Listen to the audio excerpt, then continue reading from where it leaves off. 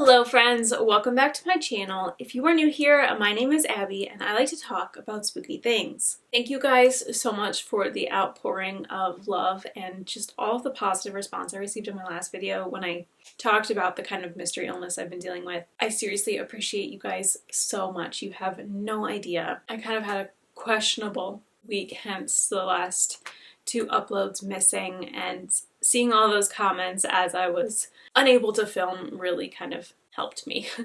Helped me not feel as horribly guilty about not being able to film. But I'm feeling better. I'm back.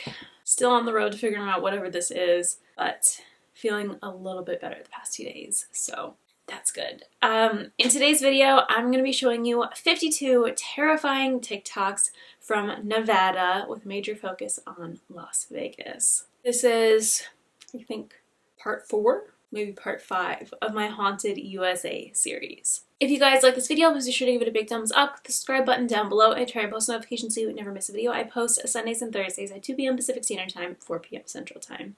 And without further ado, let's get right on into the video.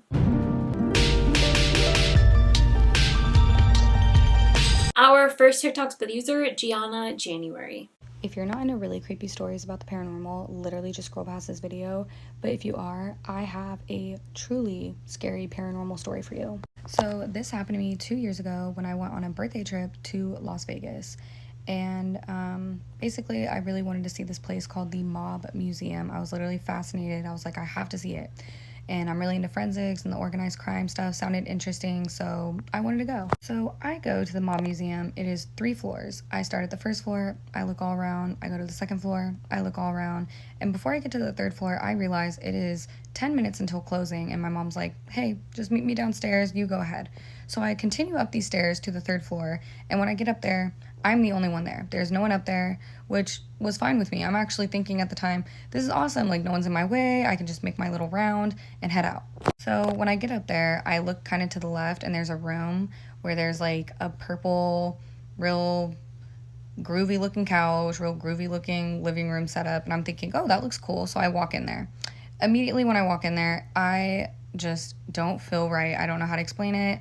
I don't feel great. Like, I just feel off. It felt like I just suddenly was like, came over with like just this creeped out feeling for some reason, and I didn't know why, because I was just admiring this like real unique looking living room setup they had going on up there. That was until I look over to the right and I noticed that there is a whole wall with a display of very graphic crime scene photos, and that wasn't the problem, okay? Like, I've seen crime scene photos, I've taken classes in forensics and stuff, but these pictures, I've never seen pictures like that displayed like that on a wall, framed with plaques underneath. I was just kind of like, I don't know. I started thinking that was why I felt off initially when I walked in the room. I was like, I don't know. I felt like the way that those people were being displayed was just like not respectful to the deceased. So my intuition was telling me, don't participate in this madness. Like, literally, let's just go. Let's just leave. So despite what my intuition was probably telling me, I'm literally thinking, I don't know, I kept gaslighting myself. I was like, maybe it's because the pictures, and I basically swallow the lump in my throat, and I'm like, no, I'm going into forensics. I have to be able to handle this. So I go up to the wall to look at all these pictures and the, like, stories of these people. I only looked at a couple that were on the very right side. I read, like, a couple of them.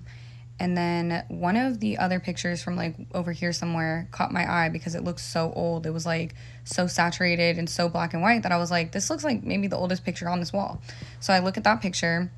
It's a real graphic crime scene of a man. I cannot say anything else about it on this app. So I go up to this picture, I'm looking at it, and at some point I go to read the plaque. So I move my eyes down from the photo, and as soon as I'm not even joking, as soon as I start reading this guy's name, dude, bro, as I'm reading his name, feel an energy rise behind me. Like, it felt like a tall person was like standing behind me or something. And I don't know how to explain why I felt like this specifically, but it felt like something was like hovering over me. Like, I don't know how to explain. I don't know how to explain. I mean, it was just horrifying. It felt like something was like looking down at me, and I immediately feel like frozen. Like, the hairs on the back of my neck are standing up. I have chills up and down my spine. I am not good. And I start booking it out of that room, and I'm surprised I didn't literally full sprint jump down those freaking stairs, but something kept telling me, like, don't run or I'm gonna give off, like, more fear, more energy of fear. I was fully doused in fear. It probably would have made no difference. But I get down to the first floor. So I finally get down on the first floor, and I have to go down this entire corridor, like this entire hallway. And it's kind of a short hallway, and then you have to turn right to get to the exit and entrance of the museum. But when I tell you this felt like the longest hallway in the world, I'm telling you it felt like the longest hallway in the world. So I start speed walking down the hallway, and suddenly this energy that felt like was following me felt like it was literally standing in mine. It felt like something was standing in my energy. Like, I came over with somehow even more fear than I was already feeling, and start full on sprinting, about nearly falling over, like flying down these hallways. I'm literally just like flying towards the exit. And I get up to my mom, and she's like, oh my God, are you okay? I was literally like, thank God that's over.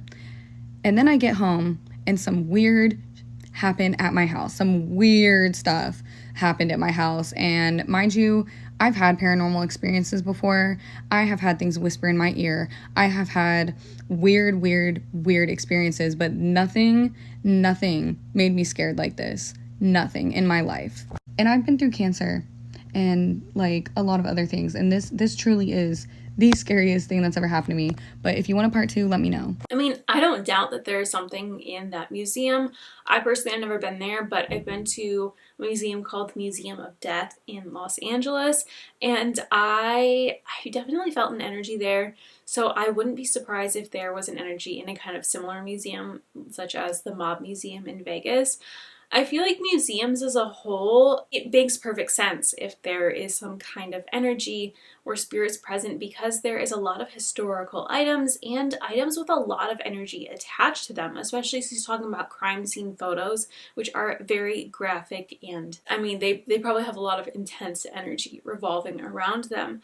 So I wouldn't be surprised if there was something that is in the museum that she somehow came in contact with.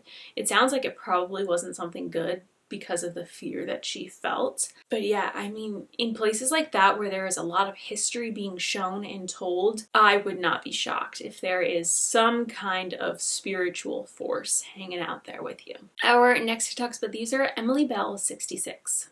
Sorry if this is really long. I've tried to, condense it a couple of times and like kind of get enough of my information out that I want to. So hopefully this one's the one that sticks. But I was talking to a coworker today at while we were doing our job, and we were talking about just scary stories and kind of just spooky interactions that we've had. And she was like, have you ever had any interactions with ghosts? To which I responded that yes, I have, but I kind of just chalked it up to me. I had really bad anxiety as a kid. So I don't know. I think the older that I've gotten, I've realized that maybe I had anxiety because I was getting the veil was thin or something. I don't know. I felt like I was very sensitive to weird stuff that was happening in my home.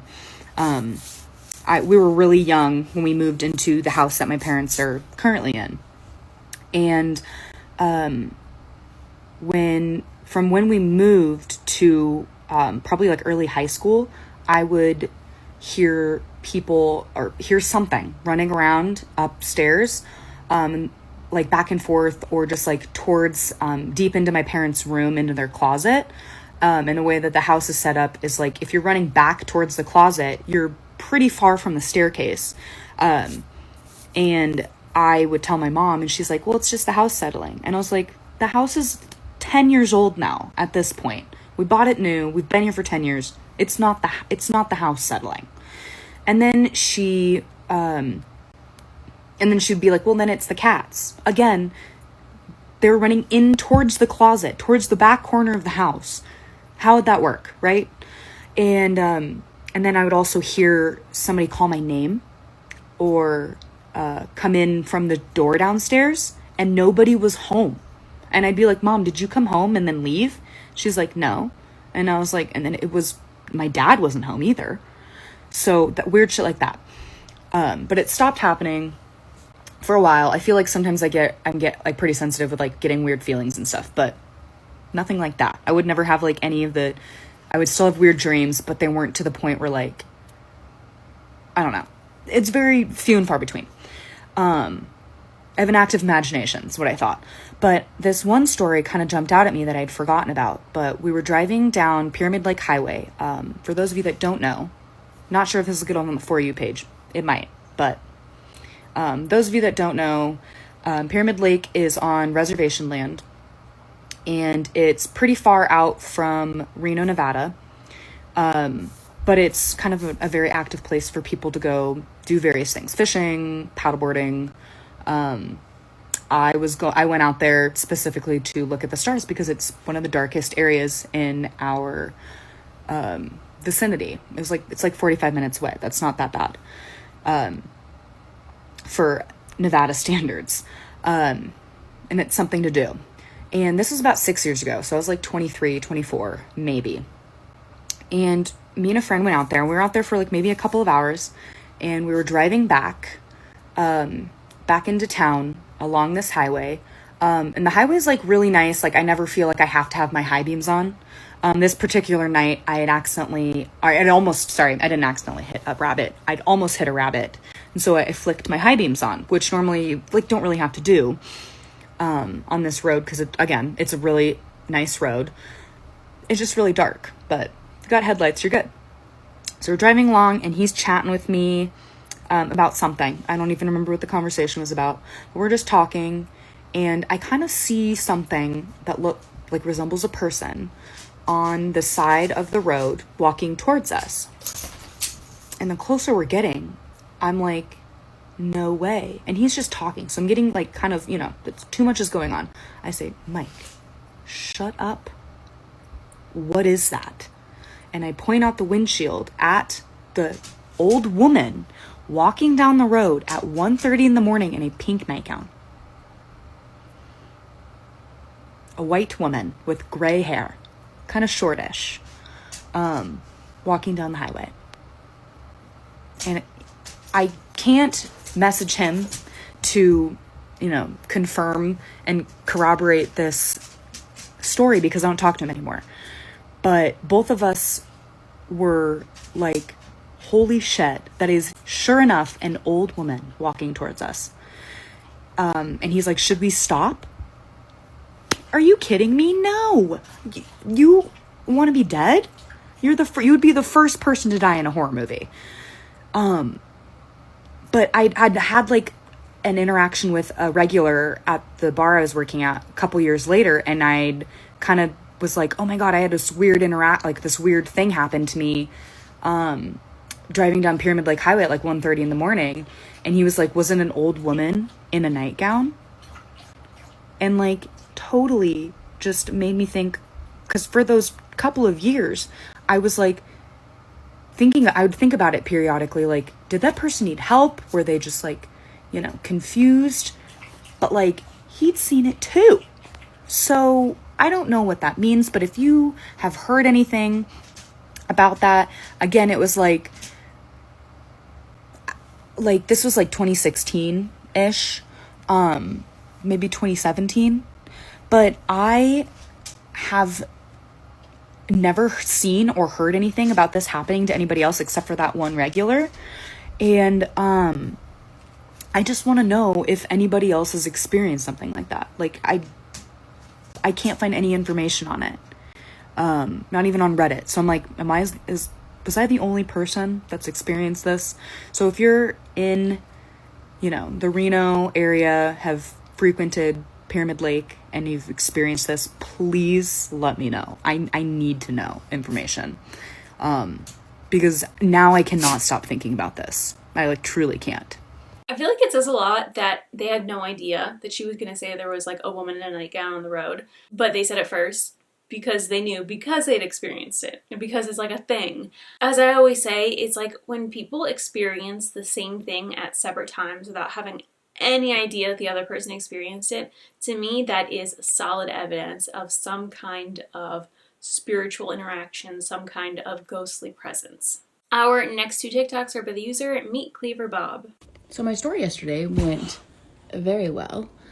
You guys liked it. So I figured why not come on and tell my story about me being possibly possessed or oppressed. I'm not really sure what happened. I don't know all the terminology of these things, but I figure someone out there might know the answer of what happened and maybe share some of their feedback.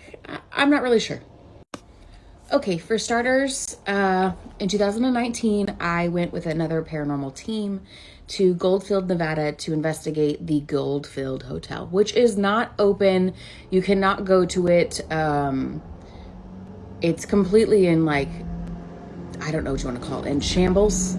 A guy named Red was trying to restore it, but he felt like every time that he would try to restore it, something else would happen, like the hotel was telling him not to reopen. So, a little backstory. Obviously, I might get some of these things confused, but for the most part, George Wingfield, I believe is what his name was, he owned and ran this place, and he had a little bad shit that he did in the basement, okay? So he would bring some prostitutes through the basement, and they would do their things, play their poker, sleep with their women, and so on and so forth. Set them on their way. Well, he knocked one up, and he didn't want people to know, because I believe he was a married man. So instead of him just, paying the lady off, here's some extra cash, dude, leave. I don't know. He ended up chaining her up to a radiator until she died. There is a little rumor that said that he disposed of her and the baby. I'm not really sure what he did with her. She could be in the walls for all I fucking know. But the lady is not heard from and the baby is never seen. So not really sure.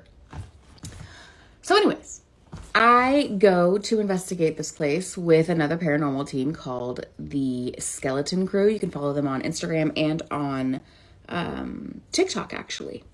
So we went there during the day to do an overview because we're going to do a night investigation. I believe it was like 9 p.m. to 3 a.m. or 4 a.m. or something like that. I don't know. It was a lot of hours. And so we went during the day and we honestly felt nothing. It felt like just an abandoned hotel. It had some really cool architecture and like the carpets were new, or not new, old, original on the stairs. And that was really cool to see. So we just kind of did a walkthrough, did a little historical tour, and then said we're going to come back at 9. The lady was going to meet us back there at 9 o'clock, and she was actually going to sleep in one of the rooms that was being worked on while we investigated the Goldfield. She was not going to leave us there alone.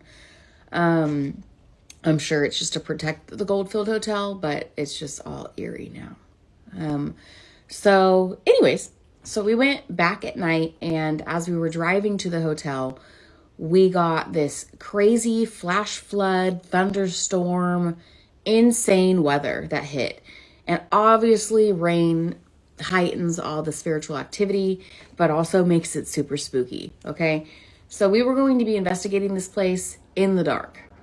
There was a short while where we had lights on, in like the main quadrant of where like you would say the lobby would be, and we would go through all of our cameras that we had in different rooms and so on. But for the most part, all of our investigations were going to be in the dark. So we would put up these cameras. I don't want to use all these terms because people might get confused. Basically cameras that have a green light on them so we can capture if something is to cross through them on the cameras, okay? Now that I think about it, I don't think me walking down this hall was videoed. But anyways, so I went to go down the right wing of the Goldfield Hotel with one of the girls from the team. We went just the two of us, and we wanted to kind of vibe it out, feel it out. And I remember when I started walking to it, I didn't feel right.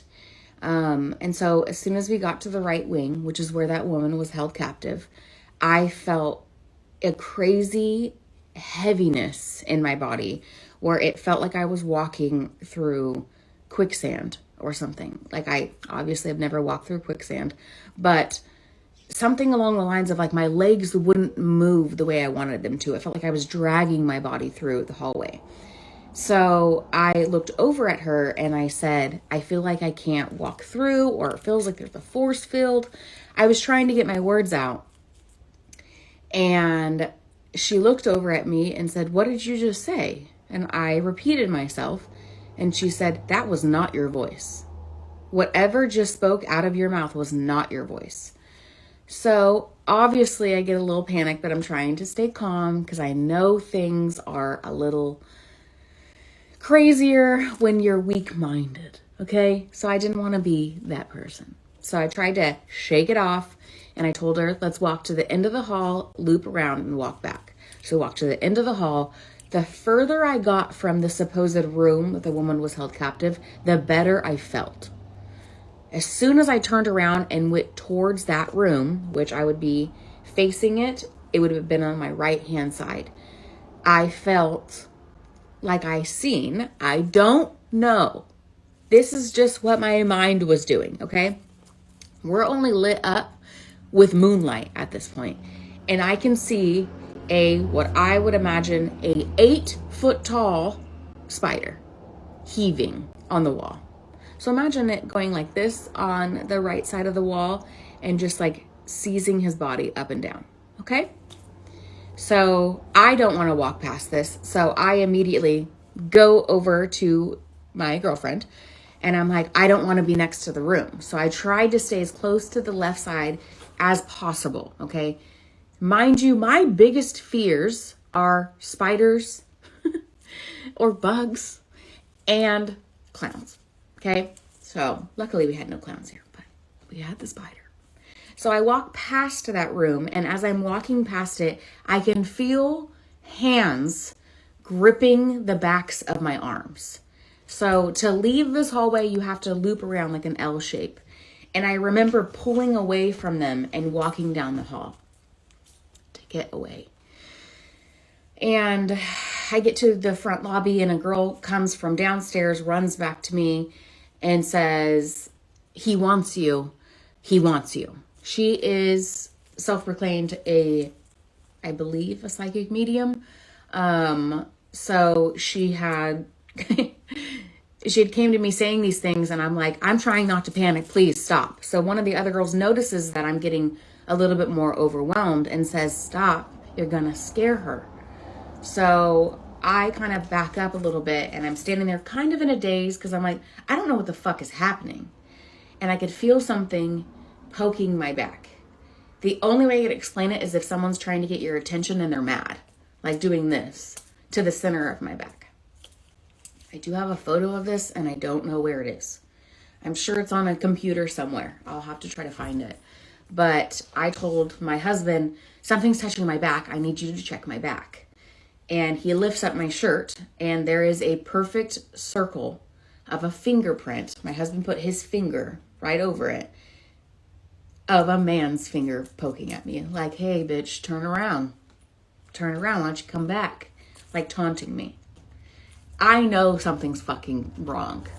So what do? Leave? No, of course not. I want to do an EVP session because I want to talk to this motherfucker. Stupid. I already know. Okay. So this video is almost at 9 minutes, so I'm probably gonna have to do a part 2, and I hate when people do this. But we go and sit down for an EVP session, and as soon as I turn on this spirit box session, a voice comes through laughing and saying, you're all fucked. It gets worse. Well, hello, creeps. You're back for part 2? Okay. So we're sitting down to do the spirit box session, and the entire time I'm feeling a little bit weird, but I have these bouts of coming to myself. A little thing that you must know about me and my husband is that we're so energetically connected. I don't have another word for it. Is that if I am feeling some type of way, my husband has the ability to take it from me.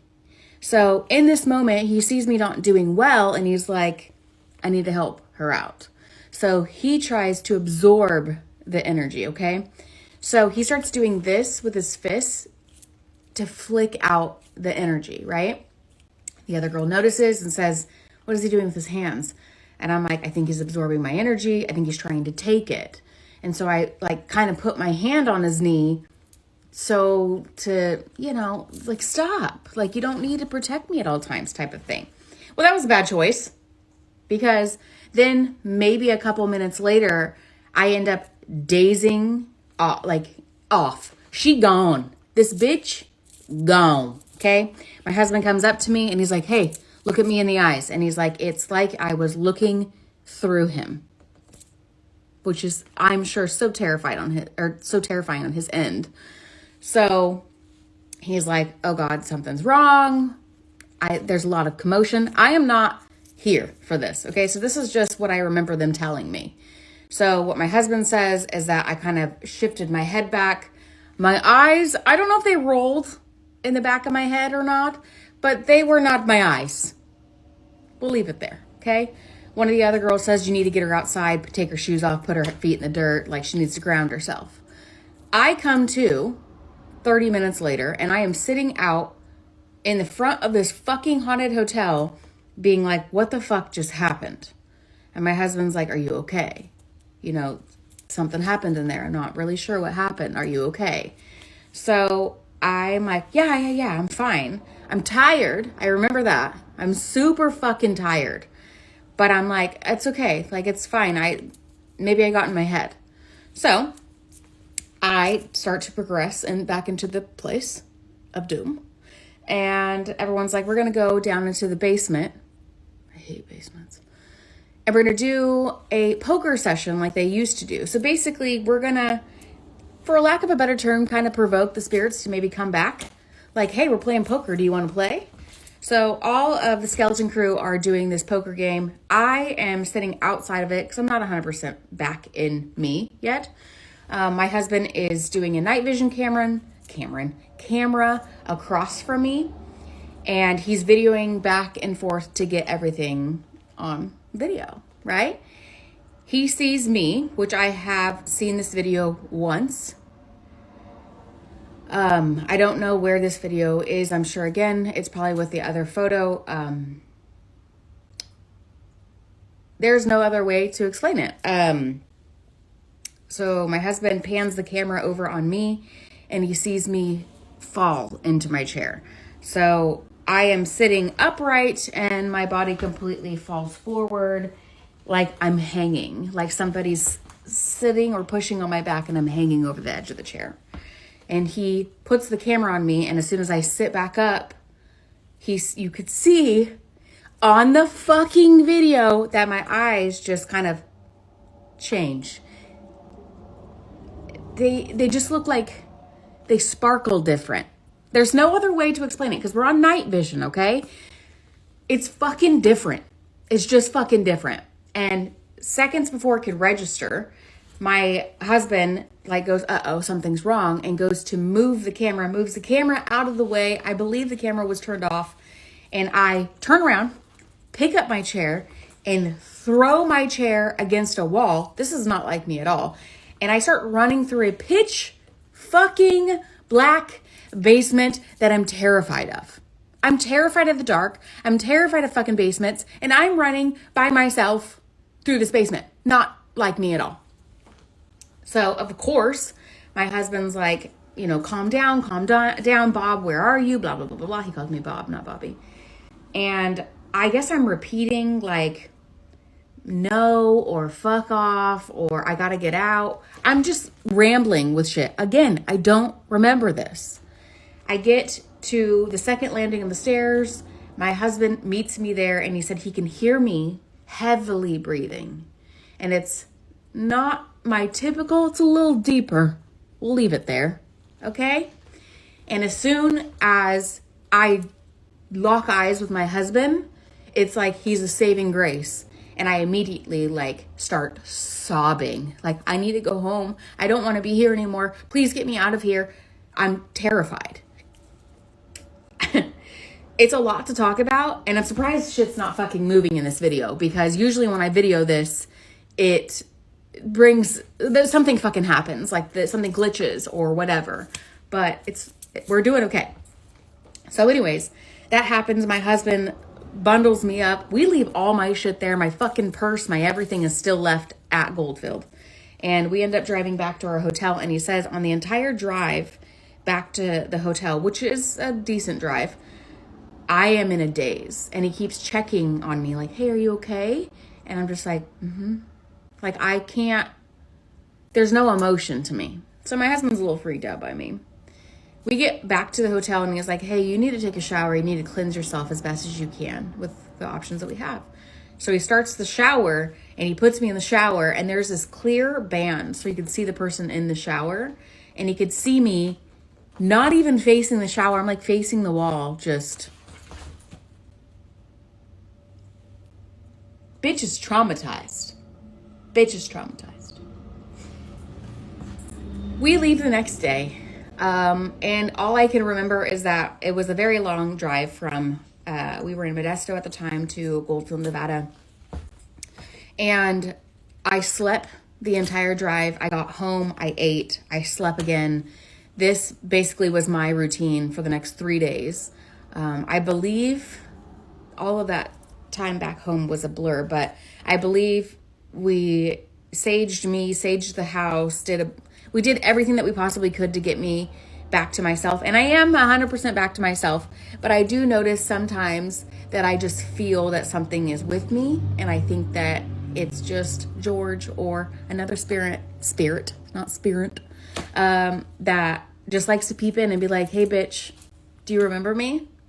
So yeah, that's my story of the Goldfield Hotel. I advise people not to go to it. Again, it is not in use by any means. Another woman has owned it now that Red has passed.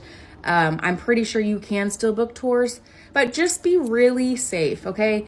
And don't be like me and think this shit doesn't happen to regular ass people, because it fucking does, okay? It is, I think it was like back in 2019 or something like that when this had happened, and I have not been on an investigation since. It full-blown traumatized me. And yeah, that's my story about the Goldfield. I hope you enjoyed. I have quite a bit more stories. My husband actually has some really fucking scary stories from one of his last jobs. I might see if I can get him to either come on here, or maybe I could just relay his message for him with the story, because it's a scary one. I've definitely heard some crazy things about the Goldfield Hotel. I mean, there are quite a few old mining hotels that are haunted in the Nevada area. Nevada itself is an area in Nevada. And I've heard that there's a lot of not so great spirits in these places, probably because, I mean, the time is kind of like, people were a lot like rougher and crazy things happened back then. I mean, obviously crazy things happen now, but I feel like people were a lot more like rough and tumble and like miners and all that stuff. I feel like that just created like such an interesting atmosphere that is kind of like a breeding ground for just crazy paranormal activity. And it seems like she had an experience with that. Our next two TikToks are with the user silvershandiin. So I've been wanting to tell this story for a while now about my old house in Las Vegas, Nevada. So my ex-husband and I, we bought this house, I think, I want to say back in 2011. It was right after we had our daughter, and it was really, really cheap. Like right now it's on the market, I think it's like $409,000. Back then we got it during the recession, and it was like very inexpensive. And I think I know why. It was haunted. So like one night I was watching TV. So this was our living room, and like right about here I had my couch, and right about here I was laying on the couch. I had my dog, and she was at like near my feet, and it was late. It was like maybe 12 o'clock or 1 o'clock in the morning, and I heard like at the at the top of this staircase, right here, right at the landing, right here, I heard like weird noises. It was literally a noise like this. And my dog like looked up, and I looked up too, because I was like, what? And I thought it was my daughter that woke up like in the middle of the night. And I took a picture because something in me was like, just take a picture. So I took a picture. I don't have that picture to this day, because that was back when I think we used to use disappearing photos. I want to say this was like Snapchat, and so I don't have access to that anymore. But when I took a picture, literally on the top of the staircase, there was like a big gray cloud, huge. And I took another picture just to double check to see if it was like not a smudge on my camera, or if it was like a glitch, and it showed, and it was even bigger. The fog was like right here on the ceiling. Ew. And I freaked out. I was like, what in the world? It was really creepy. And so like there was always something happening in this house. So this is the upstairs, and I swear this staircase was a portal. Like I would always hear people coming up and down this staircase, and you would hear like their feet rubbing on the carpet. And this is where my daughter's bedroom was at. And so right across down this hallway, coming back this way, that was where the master bedroom was at. And one time Roxy's bed was right here in the hall, or right here in the doorway, like on that back wall. And she was having a temper tantrum. She was crying, and it was just crazy. And I was trying to calm her down. And I was sitting here, and then just right when I looked up, so this is the view from her bedroom. Her bedroom is right here. I used to keep these little shelves right here on this wall, and it looked kind of like this. So it was like these floating shelves, and I used to have like Pez dispensers, like Hello Kitty Pez dispensers standing up on these shelving units, and it was against this wall. Anyways, we were in her bedroom here, and all of a sudden, like Pez dispensers started getting like thrown, and they were like spinning. They were getting thrown from the master bedroom, but it was impossible because the master bedroom, the doorway's kind of like pushed kind of further down. So like physically, there's no way that the Pez dispenser, I mean, if it fell, it would have fell straight to the floor, not spinning towards us. And this was like right at the peak of Roxy's temper tantrum, and Roxy was crying really hard. And Roxy heard it, and she turned around and she stopped crying immediately. She was too little to remember this. Like I still ask her to this day. She doesn't remember that ever happening. And in this area, this is kind of like an open loft area. I used to have her toys and everything set up, and this was like her playroom. And I would be cleaning late at night, like after Roxy went to sleep, I would be up until like 2, 3 a.m. I was just like a night owl. And I would be cleaning, and in the middle of the night, Roxy's toys would just be going off. She had a lot of toys, and I like intentionally turned the switch off, and they would be going off like periodically throughout the night. And it was so creepy. This house was hella haunted. I think there was some kind of portal on the staircase, but we had a lot of fights in this house. We had so many fights. My ex-husband and I, we used to fight a lot and argue a lot, and like there was just so much negative energy in this home. And one time I had a medicine man come and, you know, kind of look into what the situation was all about. And he said that there was a dog that would peek in from this window. And that window, like from the ground to the window, is not very high. So anyone could stand here and you could peek into the window. And he said that there was like a dog, in other words, a giannajanuary, would come to that window and would snoop. And he said that there was something watching us, for sure. There was something watching us. And the dog used to come along this side too of the window and would like look in, but I never saw a dog. But I did see one time, like, I used to come out and sit on this little staircase here. Can I, point to it? And I used to watch like traffic go by. So watch my neighbors used to come over and hang out, and we'd just hang out on the doorstep there. And one time it was like late at night, and I did see a little black Chihuahua dog, and he was like running, and he was really creepy. The way he looked at me, it was just, ugh. I get freaked out thinking about it now. But this house, for sure, there was something wrong with it. This is in Las Vegas, Nevada. The address is 4827 Golden Shimmer Avenue. Oh, creepy. And so when we divorced, we sold this house, and luckily there was a lot of equity on it, but we had to get the hell out of there. We stayed there, I think, for a good 7 or 8 years. I want to show you guys a video because when I used to be younger, when I was a young mom, I thought I would start a YouTube channel.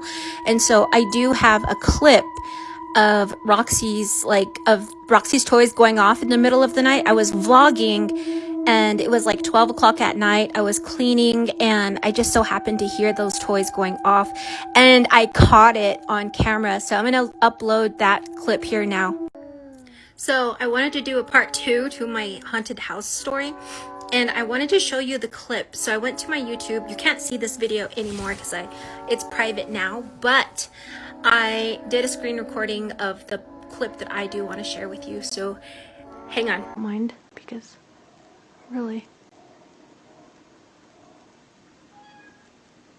did you guys just hear that? That was scary. Her toys are forever turning on for no reason. That, my friends, was just growling, and it meowed. It's almost 12 o'clock and Roxy is sleeping. That would be the reason why I'm whispering. So we're trying not to wake Roxy up. But, yeah, so that was really weird. But, oh, okay, back to what I was doing. This house was such a lovely home, and we have so many good memories here, except for the hauntings. I mean, there definitely is an energy that you can feel in Vegas. It is, I personally love Vegas so much. I've been there numerous times. Oscar's been there numerous times. I think that's one of my fun facts. I'm like, my dog's been to Vegas like 7 times. Like, I feel like that's such a niche sentence to say. It's so funny. But yeah, Oscar and I have been to Vegas together numerous times. My first ever plane ride was when I was 3 to go to Vegas with my parents and grandparents. Kind of like a last hurrah as my grandparents were getting older. I love Vegas so much. It's literally one of my favorite places. But there's definitely an energy there. There is a lot of stuff going on, and not just on the Strip, but just, I don't know if it's because it's in the middle of the desert, but I feel like there is just an energy that still you can feel in the neighborhoods.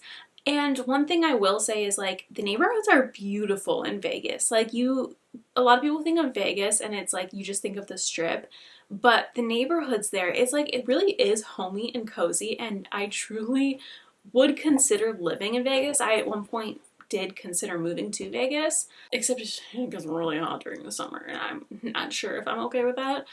But truly, the areas surrounding the Strip where people actually live, it is beautiful, and I thoroughly enjoy spending time there. But regardless, there is an energy. It's like Vegas, I think, is just, it feels like it's kind of a bubble of just high energy there. I don't know how else to explain it. It's like, I don't know, it's kind of like a rush you feel when you're there, whether you're on the Strip or just in the suburbs. It's, I don't know, it's definitely a different place. Our next TikTok spit user is steffanieeodgers.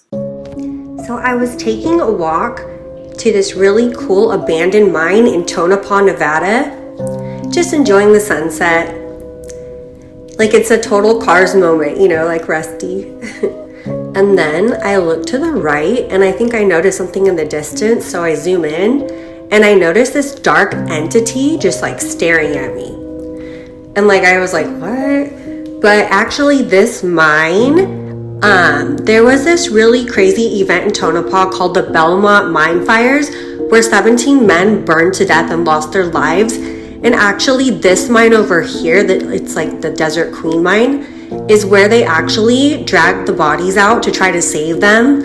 So all of those men that were trapped in the mines were dragged through this part of land, and then there's just like a dark watcher entity just standing there. How crazy, right? Honestly, I don't know if I think that that's like an entity. For some reason, to me, it looks, I mean, I guess kind of. Like, it looks like it could be a person, but it also looks like it could be, I don't know, maybe like a barrel for throwing away garbage or something. Or just like, I don't know, something built next to the building. Like, I don't know, it doesn't 100% scream like that's an entity or something, like a figure. I'd say I'm like 75% certain that it's not anything, but I can't say for certain. I don't know. Let me know what you guys think of this one. I think it's probably not anything, but it does look a little weird. Our next two TikToks are with user stephanieteli.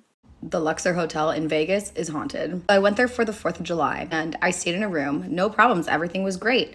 2 nights, and then I was leaving, I'm a little hungover, I'm like, let me just like extend my stay one more night, call the front desk. They're like, sure, no problem, but like one little problem. What? They're like, we just need you to change rooms.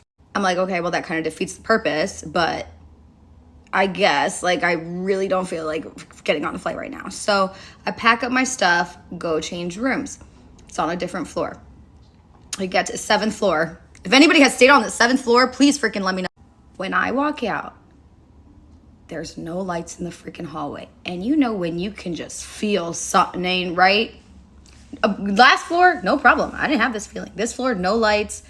Something just, nobody was there. It was quiet, like it was eerie. There's literal blood on the hallway walls, okay?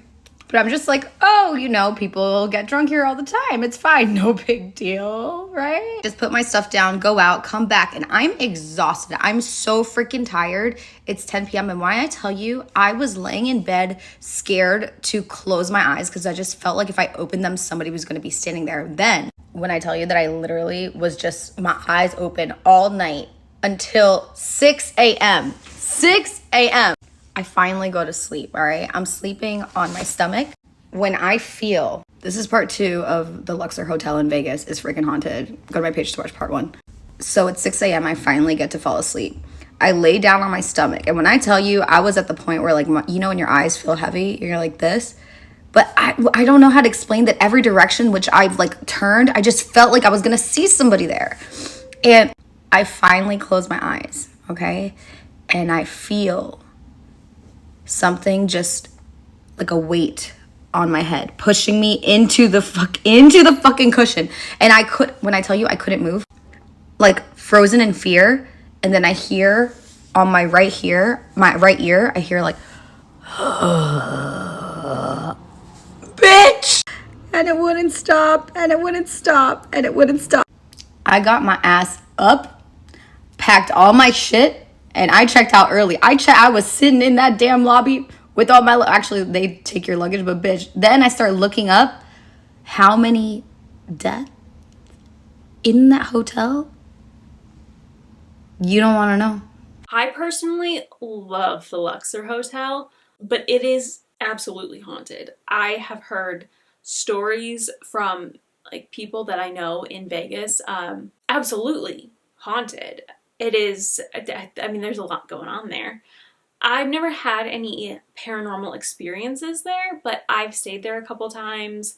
I've been there numerous times. Personally, again, I love the Luxor. I think it is so cool. Actually, I stayed there for my 21st birthday.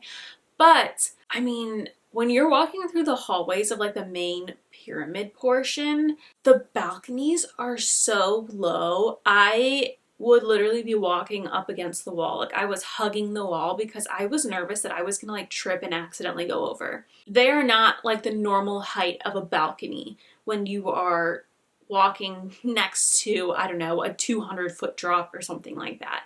It is kind of horrifying.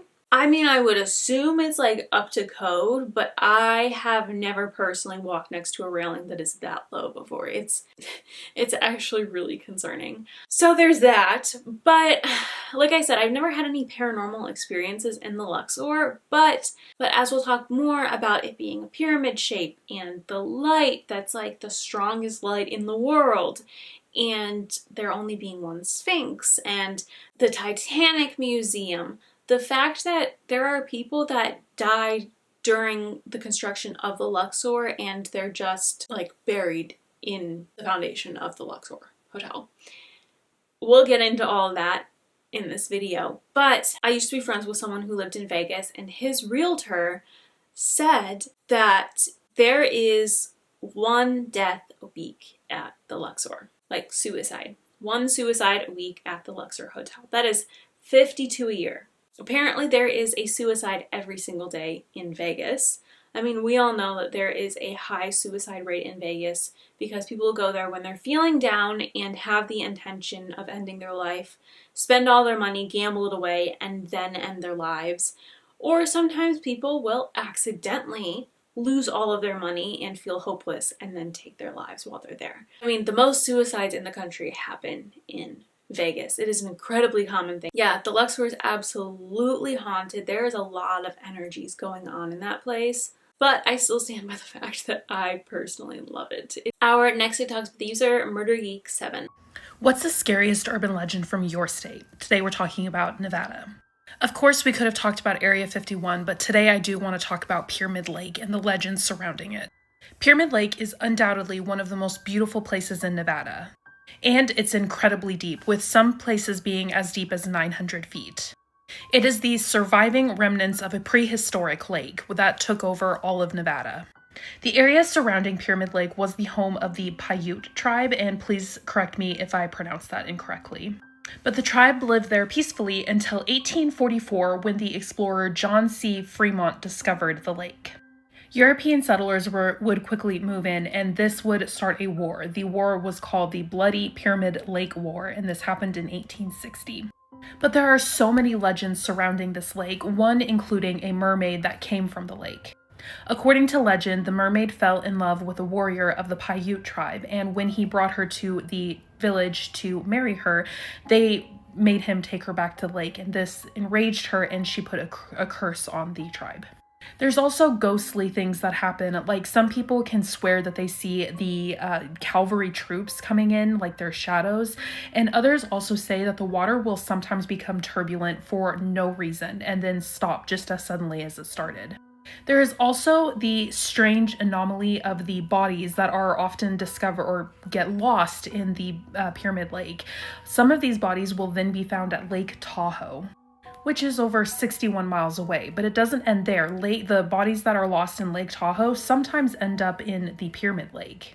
Now, Lake Tahoe does feed the Truckee River, and the Truckee River feeds Pyramid Lake, but there is no outlet for the Pyramid Lake. Some people believe that there are underground tunnels in the lake, and this is how the bodies go back and forth between the two lakes.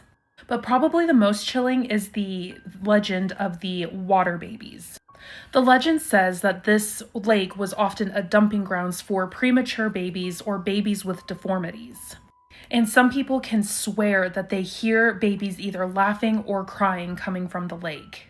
Legend has it that if you hear the babies crying or laughing, you will have bad luck, but if you see one of the babies, you're gone.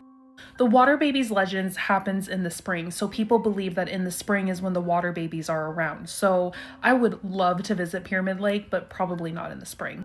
So what are your thoughts on this? Do you believe that any of this is real?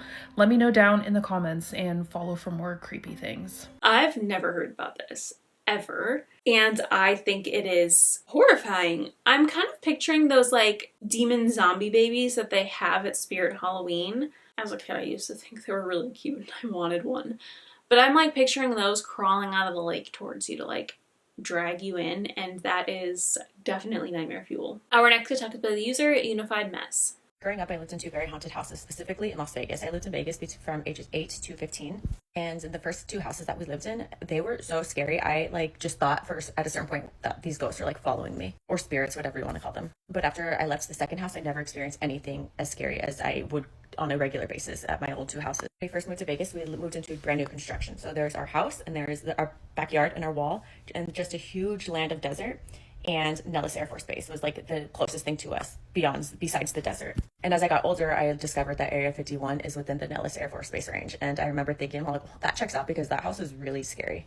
Granted, Area 51 was not right next to me. It wasn't the Nellis Air Force Base that was right next to my backyard, but it was within the range. Anyway, so I have a lot of these stories, but I thought I'd start with a simple one. So on this particular day, I was home alone. It was Saturday afternoon, and I was home alone a lot as a kid. I was a latchkey kid. So, and these scary things would always happen, and I just learned to ignore it because where else was I going to go? I couldn't just go into some other random house. And on this particular day, I was watching TV. I was on the couch, and to the right side of me, there was a hallway, and I always kept all the lights on, even during the day, because I just felt a little bit safer because I was just always scared. And on this particular day, I remember seeing a ton of shadows roaming around the hall. And I always saw shadows, but on this day, there was significantly more. And I would just try to ignore it because, I would see them often. But I remember noticing there's a lot today. And all I could do was just pretend it wasn't there. And I was just watching TV and trying to disassociate. And then out of nowhere, the TV just started to flick on, off, on, off. And it was so sporadic. So I was like, oh, I must be obviously sitting on the remote somewhere. Let me look for it. And I'm looking around and I look up. I couldn't find it. I look up. The remote was sitting on top of the TV. And that was the only remote we had for the TV. No other appliances in our house were glitching out like that. Not the lights, not the microwave. The microwave or oven did not reset its time. It was just the TV. And obviously it wasn't me because the remote was on top of the TV. And I just remember freaking out oh, hell no. And I just ran to the front door, put my shoes on, and went to my friend's house. And I'm just can I just stay here until my mom gets home? And I'm not sure what happened when I got home. I don't think anything crazy happened. I think I just went home when my mom had gotten home. I think I just tried to block out that day and pretend nothing happens because again, what am I going to do? I can't move. I'm just a child and there's nothing I could do but just to coexist with what was going on. Our next TikToks with user managerstea. I'd love to tell you the word-of-mouth lore around Goldfield or Tonopah, Nevada. It is a creepy place. People from Nevada don't go there very often, and people who live there don't go out at night. There are multiple reasons why it is considered a scary place and why it is colloquially avoided. I have some real-world citation, and then some additional things people used to talk about when I was growing up when I lived in Carson City, Nevada. Hold on. First and foremost, it's in the middle of nowhere. Legitimately. It's along the road that's considered the loneliest road in America. It's in the middle of the desert. There's no lights. It's very desolate. There's no way around that. Another thing about the geographical location and just where it is on the map, it's near Area 51. So a lot of weird stuff happens at night in the sky in Nevada. If you've driven from Reno to Las Vegas on I-80 or I-50 or however you have traveled in that direction, you've seen some weird stuff if you've done it regularly enough. There's just no way around that. Anybody who makes that trip often or at least I'd say 5 times out of the 5 times you've driven that road from Reno to Las Vegas at night, you've seen something weird in the sky. I don't know what else to say. It has an internationally known haunted location, the Mizpah Hotel. It has a very famous haunted ghost person, the lady in red. There's lots of lore around this place, lots of deaths.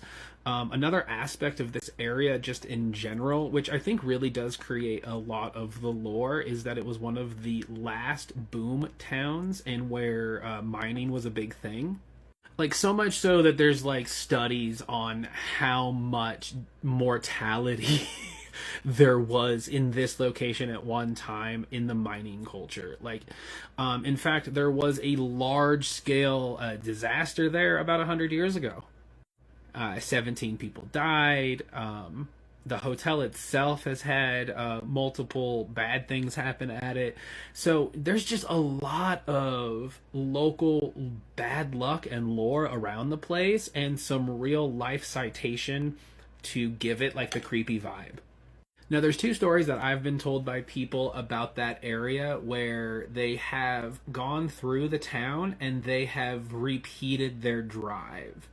Which is really weird, right? We've all heard that or seen that in media where you drive through something and then you drive through it again and you're wait, and like have hard deja vu. I've had 2 people tell me about that location, so they won't drive through that area. I've had multiple people tell me that they've seen weird things at night that aren't just like alien in nature. They've seen like animals talking to each other in the desert. And a few folks that have gone out there for like, personal spiritual journeys have had pretty intense anecdotal experiences. So it's one of those places that has a lot of local lore around it and just enough real life craziness to add on to it. If you believe in ghosts or whatever, there's enough people who go there that think there's like a portal to another realm, right? Like it has some deep haunted legends around that hotel and place. So it's just overall really interesting, and the locals respect that in a lot of ways in Nevada. At least I think so. This has gotten a little bit long, but thank you for asking that cool question, giving me an opportunity to tell you a little bit about the word of mouth lore of Nevada and why people think Goldfield and Tonopah is creepy and scary. Okay, this is kind of one of the reasons why I wanted to cover Nevada early on in the series. As much as I love Vegas, so that's like a huge selling point for me to cover Nevada, I just think the lore and the history of the whole state is so fascinating, and I really think that it is probably one of the top most interesting / haunted states in my opinion. I think there's so much history there and so much like wacky tales, and I think Vegas definitely kind of gives it a big push, but there's just so many weird and paranormal things that happen throughout the entire state that I find it so fascinating. Our next talks with user Spicy Spice.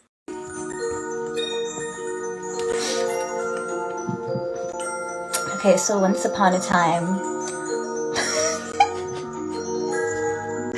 Okay, I need to get serious though. So once upon a time, I went to the town of Goldfield, Nevada. Goldfield, Nevada was a booming mining town in the 1900s. And then they were struck by many pandemics. Cholera, the Spanish flu, all the other stuff. People died in the mines. People died of coal and fires. And there was a hotel called the Goldfield Hotel. And the Goldfield Hotel was a very lavish hotel. It was the nicest hotel in the wild, wild west. And also the town of Goldfield was struck with many issues like cowboys going crazy and thieves and murders. This is all real, by the way. And in the Goldfield Hotel, many spirits are trapped. And the Goldfield Hotel owner, well, unfortunately, I'm sorry. He kidnapped a poor woman whose name I can't remember, but she's very important to the story. And he impregnated her. And he couldn't have this getting out to the town. No. Poor thing. She was chained to a radiator where she suffered and eventually passed away. And may she rest in peace. And the whole town of Goldfield actually rests on top of a quartz slab. So kind of like a portal, right? Like the energy, it's weird. And this is all real. Underneath the Goldfield Hotel, it's a whole crystal slab. And there was a school there as well. And during the times of the pandemic, it was turned into a tuberculosis ward where many souls died a painful and tragic death. And when I went into the Goldfield School, we went in through a window. Everything was quiet, almost too quiet.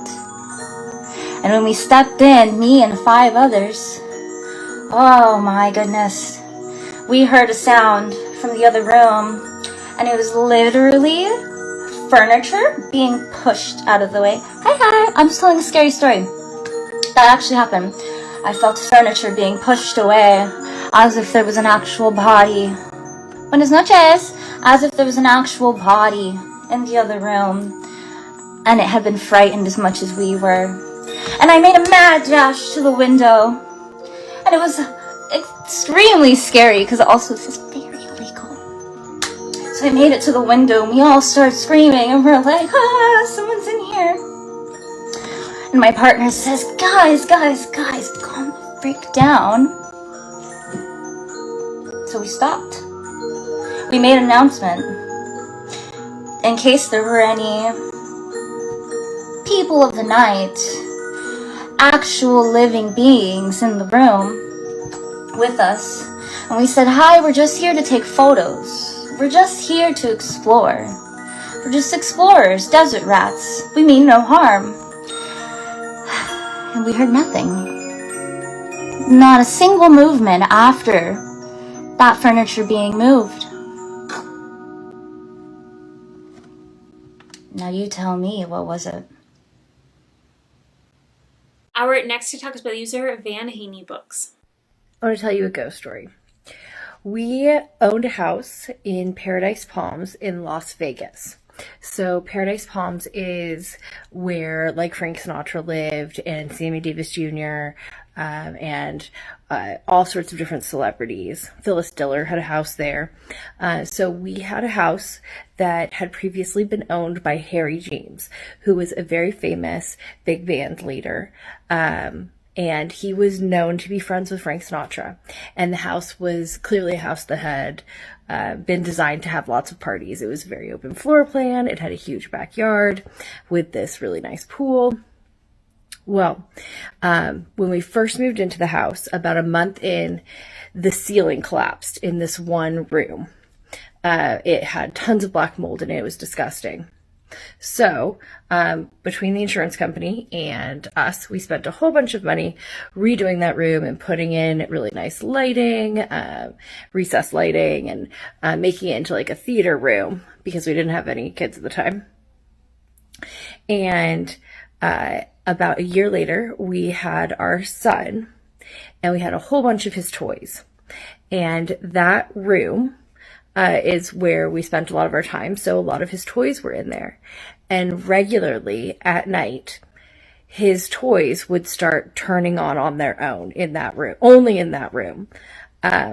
What made it weirder was that it wasn't just that the toys would turn on, but that it would repeatedly sound like someone was pushing the button, one button. So like he had this farm toy that had made a whole bunch of different farm noises with the different buttons you pushed. And at night sometimes it would just be the cow.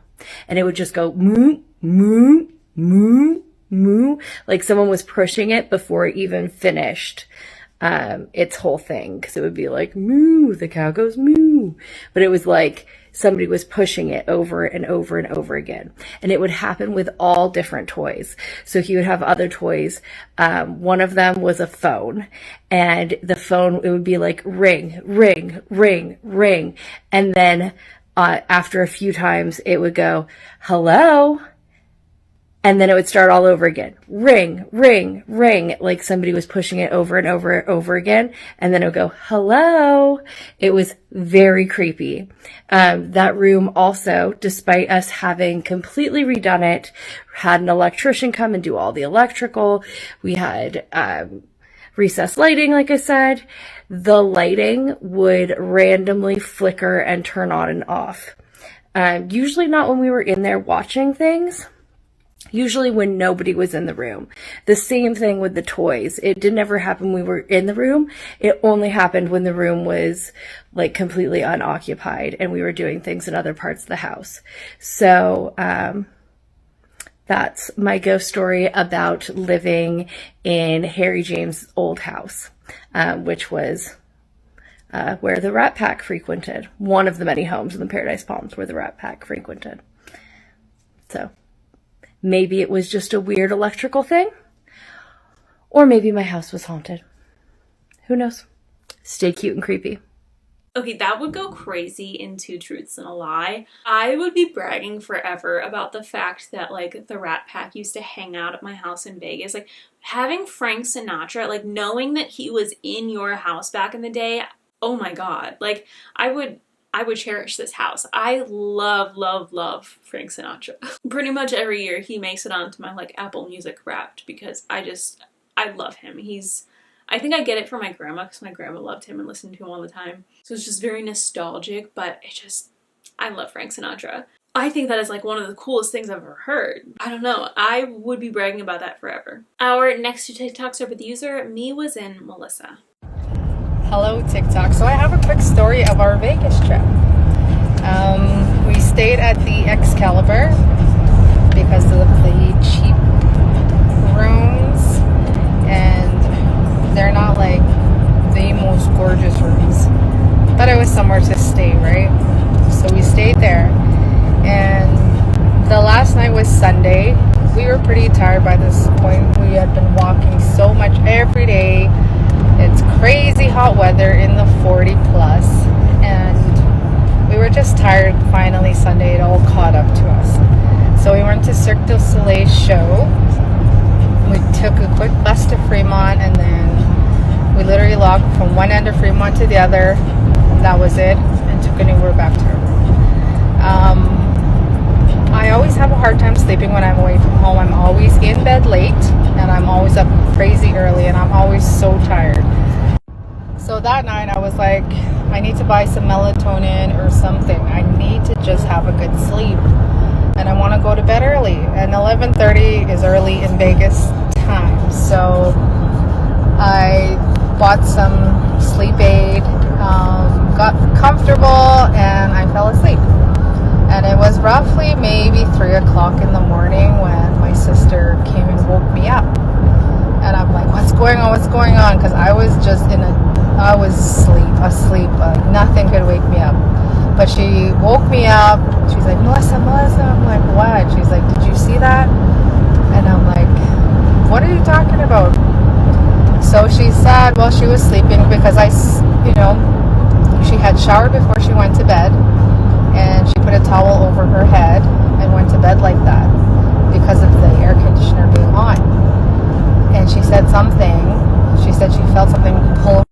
So she feels something pull her hair, which makes her get up, because at first she was just kind of like, what the heck? She was more mad than scared because she thought it was me. Like I would just randomly go pull her hair. So anyway, she got up, grabbed her cell phone light, and right when she did that, her setting spray, which was sitting on where the TV was, across from the bed, flew past her head and hit the wall. Like she saw all of this. And then she said that's when she grabbed her light and like tried to shine it some more to see if she could see anything. Didn't see anything. But then her bathroom light turned on. So that's when she called her husband, sat on the phone with him for a bit, debating whether to wake me up because I'm still dead asleep at this point. I don't hear nothing. And finally wakes me up and tells me. So she's been praying at this point. I get up and I'm praying. So she comes and lays in bed with me. So by this time, my sister has come to lay in bed with me. And she's still awake. I'm still very much awake, trying to sleep. And at this point, you just get annoyed. We're like, our parents are pastors. We come from a Christian home. So we know exactly what we need to do. And we took our authority back as like, how dare you try to scare me? How dare you come into my room? Go. I have no time for you. I'm tired. And I have no time for whatever you're trying to do. You can't scare me. Go. And so that's the prayers we were praying. It's like, you have no right. And so she got too hot. I got too hot. So she went and laid back in her bed, and I stayed in my bed, obviously, and we just both fell asleep. That was our experience at Excalibur. But like, my sister's never really experienced something where something was physically thrown. So we had actually a good sleep because we had a late checkout, so we just slept and finally got up. We're able to talk about it, like what had happened, only to find out that maybe other things had been happening. And one of that we usually do that we forgot was to pray over our room, because we don't know what happens, who was there before us, things that have gone on before we got there. So once we prayed over it, nothing happened. But we did realize that the night before, the first night, I got up the next, I forgot, it was like Saturday morning, and went to use the restroom, and the hot water was left on. I just thought it was her, and she was like, nope, I never did that. So, and then that night that something happened, I always deadbolt like the thing, push it across, and double lock. And so the top one was pushed open, and I know I didn't. I know I locked it. I make sure I triple check. I always lock the door. So that was just like, and we were on the 5th floor when we like kind of like Googled reviews, other TikToks, and it's always like the 10th floor, it's haunted, don't go there. Well, the 5th floor is haunted too. Just kidding. But we have authority over these things in Jesus' name. So, you know, I just wanted to share my story. Don't stay at Excalibur. That's our story, and we're sticking to it. I think that there is probably a ghost story for every hotel on the Strip in Vegas. I think probably some of it is just due to the, you know, mob history back in Vegas. And I think it all just kind of spiraled from there, given the fact that, you know, Vegas is a very extravagant, unique place. But it doesn't shock me at all that she says that they felt something in their hotel room. We hear that so often. I mean, this is like a huge trend in a lot of these Vegas stories that we are going to be hearing in this video. It's just amazing how jam-packed this city in the middle of nowhere is with all of this activity. And it seems like they were able to handle it well. You know, they were able to use the things that they believe in to protect themselves. And I mean, that's how you have to do it. If you come in contact with something that you don't like, it makes you feel uncomfortable, no matter what you believe in, whether you're Muslim, Christian, Hindu, Buddhist, Jewish, like whatever you believe in, you can use that and use your beliefs to protect yourself. I mean, if you ever feel uncomfortable by any kind of supernatural encounter, just lean into what you believe will protect you. And I believe without a doubt that that will help you significantly. And it seems like that is what worked for them. Our next talks with user, ghostgirldiaries. There's a paranormal debacle happening right now here in Vegas. Have you heard about the plan for the former haunted Bonnie Springs Ranch? Sitting right outside the edge of Vegas is a place called Bonnie Springs Ranch, and it's known for its paranormal activity. The ranch was first opened in the 1840s for a wagon stop for people that were heading into California. A huge location, it literally sits on the outskirts of Vegas. The ranch was then purchased in 1952 by Bonnie McGaw, hence why it's named Bonnie Springs Ranch. By the mid-1960s, she actually turned it into a restaurant and a horse riding ranch. They also tried to recreate the Old Town, Nevada replica of an old mining town. In 1974, they opened a zoo. Now the controversy comes in because yes, it's haunted, but it was actually original land that was owned by the indigenous tribe of the Paiutes. Now they're turning it into luxury home establishments. What do you think? And follow us. Our next two TikToks are with the user, Danielle Anatra. All around the world, we have specific energy centers where the veils are thinner than most. Those are the spaces that are more susceptible to spirit activity. Las Vegas is one of those areas. Because the powers to be aren't always out to do good, that power can also be harnessed as evil. Hence the name Sin City. But anyways, the exact center of this energy portal, so to speak, is the tip of the pyramid of the Luxor Hotel and Casino. Let's just say that these people knew exactly what they were doing when they were building this. Nothing is by chance. Luxor is known to be one of the most haunted hotels in Las Vegas. So as we walk up the steps of the Luxor, let me give you a little background on the legends. In Egypt, the Sphinx protects the west and the east of the pyramid. Here in Vegas, they were trying to replicate that in Egypt, but they only have the Sphinx protecting the west. So legend has it, that's because they want evil to come in through the east, because it's not protected. Here we go. Let's go in.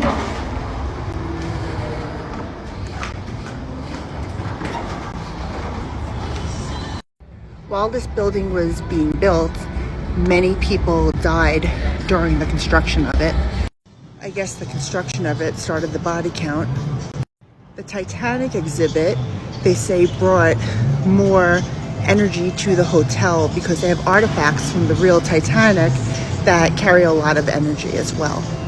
Now if you look up, I'm standing right here at the center point of the hotel, where is the main energy vortex from the inside. I have to say my energy feels pretty shaky here. You definitely feel it very intensely. So certain floors of the hotel are more haunted than others, and they say that from the 10th and sometimes 16th floor in certain rooms that people will jump to their death. Normally pyramids are used as tombs where the bodies stay inside the pyramid, so when people, as they say, would jump to their death, they would be dying inside the pyramids for that reason, and that's why it was designed like this. If that's true, how fucked up is that? So that's kind of the gist of the basic background on the legends of the Luxor Hotel. Follow me for part 2 of this video. So here's part 2 and why I'm talking about one of the most haunted hotels in Las Vegas. In part 1 of this video, I told you about the legends of the Luxor Hotel. I'm not a medium that's based off of dark energy. In fact, I don't deal with it or tolerate the idea of it. But I'm about to tell you the reason for this video. In life, there's duality everywhere. There's good and there's bad, there's right and there's wrong. There's always polarities. And even though I don't choose not to tolerate the evil, I'm not saying that it doesn't exist. But a lot of times, beginning mediums or beginner psychics kind of stray away from this work because they're scared of darker energies and negative energies or something that's not perceived as great energy, right? I'm here today to hopefully for you to consider to maybe put those thoughts to rest. Don't give any darkness energy. It's really, really important. There's a reason that I could stand right here, as sensitive as I am, stand right here in the middle of this energy center. I learned proper boundaries with spirit where I can protect my energy and not be affected by any of this.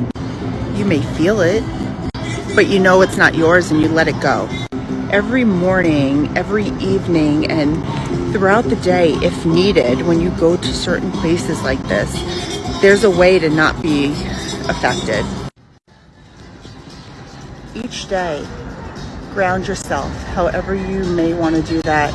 And also your protection, protect yourself by envisioning light in your heart center and imagine that light growing larger and larger until you're in a bubble of it.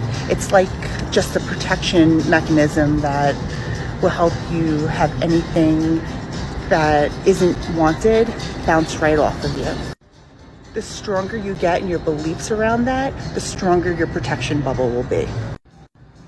It's really easy to fear what we don't understand. And fear is not of spirit. When I teach my students protection, I teach them to just know that they are light and that if they continue to be light, that nothing bad is going to touch them. For me, when teaching, I don't like to be fear-based because I just don't feel like it helps to be that. If you know how to ultimately protect your energy, then you don't have to worry about anything negative coming in because you know that you're powerful and strong enough to handle anything. It's really important that we all know how powerful we are. So if you're someone who's straying away from your gifts because you're scared that you might get a hitchhiker or somebody you're opening the door to something that's perceived as evil or not good, you're not going to have to worry about that if you know proper protection. Sometimes people are affected by these energies without even realizing it because they have no knowledge around it. So educate yourself. Educate yourself on the duality of everything, because it's only going to help you, and it's going to create less fear in your life so that you can do the work that you want to do. I hope this video helps to put some people's minds at ease, and I will talk to you soon. Honestly, the more I'm like watching these TikToks, it's really just making me miss Vegas. I haven't been there in a few years and in major FOMO right now. Here's the thing. I feel like the vibes in Las Vegas are just, they're not like anything anywhere else. It almost like sucks you in. And it makes me wonder if it is, like she said, you know, that there is some specific energy going on in Vegas, that the veil's thinner, and maybe that's why it feels that way. Like, truly, it just, I feel drawn to Vegas. Like, I have nothing but positive thoughts about it, and every time I'm there, I just feel this like rush of energy. Like, it's actually insane. And I feel like as she's talking about the history and the specifics of the Luxor and what kind of draws in the paranormal to it, it makes me think about like all of these hotels are so different. They all have their own little things. I mean, there's New York, there's the Paris Hotel, there's the Venetian, there's the Bellagio, there's the Cosmopolitan. Big fan of the Cosmopolitan. They all have their things, and I think them all being so different and like unique and all in one space, I really think, like, in my mind I'm picturing like a whirlpool of energy that just kind of like sucks you in. Like, the Luxor definitely, I think, is kind of the most unique out of all of them in terms of like the paranormal and like weirdness of all of them. But I think when they all have their own like little things and it's all in one space, it just like, it's literally, to me, I'm imagining like a vortex of energy. Our next 3 TikToks are by the user kala.holguin. Okay, let me tell you guys everything that happened at the Zak Bagans Museum. This is absolutely insane. Absolutely insane. So when you get there and when you get inside, they give you all the rundowns. No phones or photography or videography is allowed inside during the tour. Also, no touching the items or leaning against them and things like that. But anyways, here's to the best part of it all, what I experienced and what my thoughts are on the Zak Bagans Museum.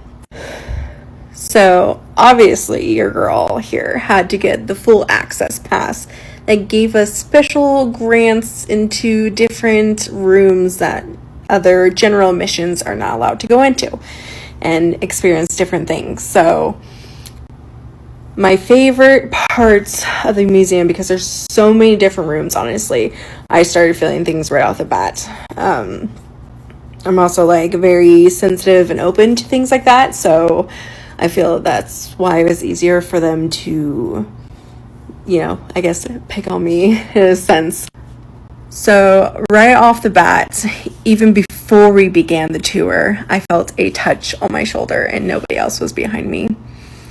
And then I kept seeing shadows run behind me or peek their head out or come at me in a way. It was absolutely crazy. Then, not only that, the VIP, the RIP access people, that included me, got the access of the satanic ritual that was downstairs below that museum. Now, when we went down there, I just felt uneasy just going down the stairs, honestly. I've seen all the videos and things like that, but like actually doing it, I felt so uneasy. And I remember it's just like a long hallway, then you take another left, and then it's another long hallway. But as I took that first left, and I went to go down the other hallway, right when I took that first left, I saw this thing down at the very end of the hallway just like peek its head out and like it did this thing but stared at me, and I'm like, nope. I drew back so quick and had somebody else go in front of me. But we get down there, there is a spirit box, if none of you know what that is. It goes through radio frequencies on the AM station, so it's a lot of static, and then it uses music sounds and different commercials and things like that to pull from, using their energy, and using that as energy to communicate with you. So we get down there, they told us if we dared to ask questions, so we asked questions. I asked how many spirits were downstairs with us, and it said 3. And then somebody else asked something, and I don't know what they said, but we didn't get anything. Then I asked, okay, what's your name? And all we heard was me, like as a question, like, are you talking to me? So that was a pretty cool experience. We didn't hear too much in the Titanic room, but honestly, it was really cool. I don't know what we were walking on. I think it was dirt. So then after we go back upstairs and we reconnect with the rest of our group, we go into this room that has a whole bunch of cursed paintings and mirrors and things like that. That was really cool. I didn't experience anything.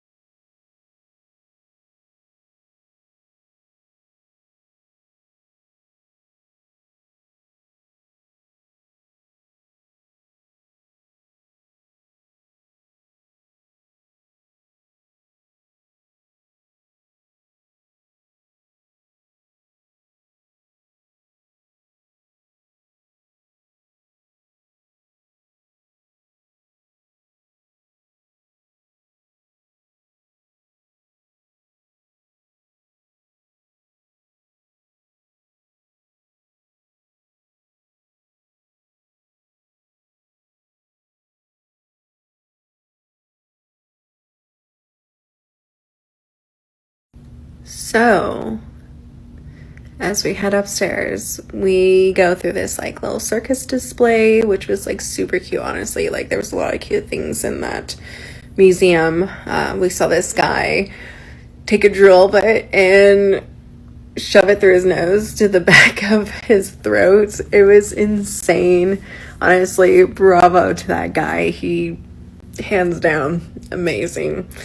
Then we also got to go inside this pretty cool, one of those gypsy carriages. And we peeked our head underneath the stairs where it's known to see a little girl. Now, I didn't see anything, and I didn't see anything on the EMF reader, so I was, it was just normal. It was normal. It was fun, touristy kind of stuff. So then we go, the first next stop was honestly this scary clown maze that we had to go through, which was fun and all. I'm glad that their actor that dressed as a clown that jumps out at people wasn't on duty. I'm so thankful for that, because I think I would have just booked it. honestly, it was pretty cool. It was fun to see all the different clowns and different mannequins with that. After that, we did go into Peggy's room, which I was very excited for, but like after that clown museum, I just started getting more and more uneasy as we were going along. Like I started feeling like sharp pains on my chest, very sick to my stomach. Not to the point where I'm like about to throw up, but like I felt really queasy and uneasy. And I'm still at this time, still feeling things happening, touches on my back. I started feeling scratches and things like that. I haven't checked on my back yet, so I will keep you posted on that part. Anyways, we go into Peggy's room and her glass is fogged up to begin with. So they went through the whole entire story behind Peggy, and again, I've already known who she is because I've seen her. I've seen all the Ghost Adventures. I've seen a lot of YouTube influencers like Sam and Colby. I mean, them and Zak were like the main people that why I wanted to go to his museum the most. So, you know, big shout out to Sam and Colby for pushing me to get to there. So after she explains, you know, Peggy, she did forewarn us before she unfogged the glass that if we get uneasy, we feel like we're going to faint or get sick, to leave the room, to take a breath. But she told us, you know, there's a lot of energy when that happens, when she did unfog it. So she fogged it, and she told us, everyone, to say hi to Peggy and be very respectful. She does like to curse at people, saying the B word and C word and telling everyone to leave and things like that. So I was just hoping for the best, you know.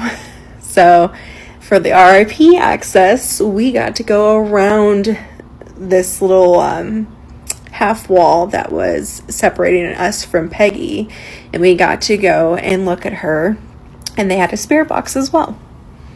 And with that spirit box, we got to ask questions to Miss Peggy.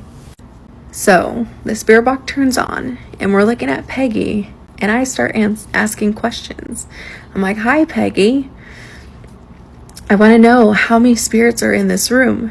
And we hear 3. And I'm like, okay, thank you for answering. And so a couple other people asked questions, and she answered of leave or some other things I couldn't really make out. Like, they weren't super clear, but other people heard some things, but I was looking for more obvious, clear answers. And so I asked her, I'm like, is there any of the spirits in here that are evil? And I hear me. And then one of the persons said her, and I'm like, I asked Peggy, I'm like, do you think you're evil, Peggy? And we hear no. And then I asked, are we safe to be here? And we hear leave. And then we were just sitting there in silence, just like listening a little bit, and then other people were asking questions. And then I'm like, is there anything that you want to tell us while we're here? We're here to listen to you. What is your message to us? And anything that you can tell us. And I hear the name Chris. Lo and behold, which I've never met any of these people from this tour. Didn't talk to them beforehand besides these 2 ladies, but I didn't get anyone's names. I didn't ask for any names, did nothing. But I hear through the spirit box a name, Chris. And lo and behold, it's the lady standing next to me. She looked pale as a ghost, and she's like, that's my name. And I'm like, oh, you're Chris? Well, Peggy just, you know, she called you by name. So after that spooked that gal out, we asked a little bit more questions, and we kept hearing the same answer. Leave. Get out. Leave. I'm like, okay, that is our time to say goodbye and go. I'm like, is there anything else that we should be afraid of here, that we should worry about here? And it said her. And I'm like, are you talking about somebody in this room or you know, something else? Didn't hear anything, but no, leave. So we said our goodbyes to Peggy very respectfully, told her thank you very much for communicating with us, and we went on to the next room. Now, the next room is a newer room that Zak made recently, and it holds a very notorious evil doll named Nona. And she has a very, very lengthy background. If you want to know about her, stay tuned for the Ghost Adventures new upcoming season and episodes, because she will be in that one. I don't know anything more than that besides some of the background stories of why she is haunted and what has happened from other people's experiences. And let me tell you what, is pretty intense, honestly. So I'm looking forward to the new Ghostbusters episode. So before we go into Nona's room, the tourist told us after our spirit box session with Peggy that the reason why she said her is it's not anyone in the room. She's talking about Nona. Nona is what's evil and what we should be scared of and feared. So we go into this tiny little C-shaped hallway room, and in this box is this little doll, Nona, that has caused so much havoc and so much pain and anguish to past families. So she was like the smallest thing, but holds so much energy. So we all walked past her and we all looked, and we went on to the next room, but I felt so uneasy. I kept, looking behind my shoulder. I kept, seeing things and experiencing different things. After that room, we went to the Dybbuk box, the most haunted object in the world. So I'm not going to wait for part 3, so I'm going to post it right after I post this one. Alright, see you on the next video. Alright, here is part 3 to my experience. I've been having to put them in different parts because there's so much that went on. Anyways, we left off after seeing Nona and Peggy. So after seeing Nona and Peggy, we went into this room that explained the most world's haunted Dybbuk box. Now, this box has been notorious for bad things happening, making people sick, making people pass out, having health issues and things like that. So we did watch a video about the Dybbuk box, but also a warning about the Dybbuk box, and also how it was built and what was placed inside of it, so hoping that it will never be released. So we go into this dark room, and in the center of the room is this case that has plexiglass. In that case is the Dybbuk box that has salt around it, but also other things from the Jewish culture to keep whatever is inside stays inside. So we go into the Dybbuk box room, and there's chanting, music in the background, things like that. So we're walking around this room and checking it out. And I just felt so sick to my stomach. I felt unstable. Like, I felt very wobbly, but not to the point of like passing out or anything. But I also did look at the offering table because I was really hoping that I would see Sam and Colby's stuff there. But there were so many different offerings, I'm sure. I'm not sure if they empty them out or if they keep them there, but I was searching for that, couldn't find it. The room's super dark, and obviously I don't have a flashlight. Oh well. So looking at the Dybbuk box, we're also seeing this other relic that's very haunted, and it's like the cursed roots or something like that. So after looking at all that, honestly, I didn't see anything or hear anything in that room. I didn't feel anything but sick. Like, I didn't want to test my limits in that room because, again, I've already researched all this before. I've already done a lot on that museum based off of Zak and Sam and Colby's videos. I didn't want to test my limits there. So after that, we go back out and we start heading downstairs. And again, there's like so much more that happened there, but we start going downstairs, and I'm sure there's going to be more that I'm missing, but I'm just explaining the stuff that I've experienced the most while I was there. So we start heading back downstairs because we have 3 more rooms to go into before the end of the tour. We were there for 2 hours. We went through so many rooms. We went through Emily Rosam's room. We went through the prison where Ed Gein and not really, I don't think Ed Gein was in that one. He had his own little area. We saw Charles Manson. We saw Ted Bundy. We saw the notorious clown killer. We saw the Night Stalker. We saw a lot of the serial killers in that room. Even ones that, aren't usually the most ones that you see on the internet if you're looking up like scary crime, serial killer documentaries and things like that. So, again, we start going down the stairs. She's explained different things. One of the rooms that we're going into... Oh, wait. So, before we head downstairs, the other stop that we went into was the Conjuring Room. Now, everyone is very well knowledgeable and known for The Conjuring. We went into the Conjuring Room and got to see the nun painting and one of the costumes that was used in one of the Conjuring movies. It was the second one, and it was the demon one that they had. Well, that is the actual costume that they have in there, and the reason why they have that is because the person that was wearing that costume to portray the demon that was haunting the family, a lot of things started to happen to the actor. So Zak bought it. He brought it to the house. And also in that room was David's story with the devil's chair.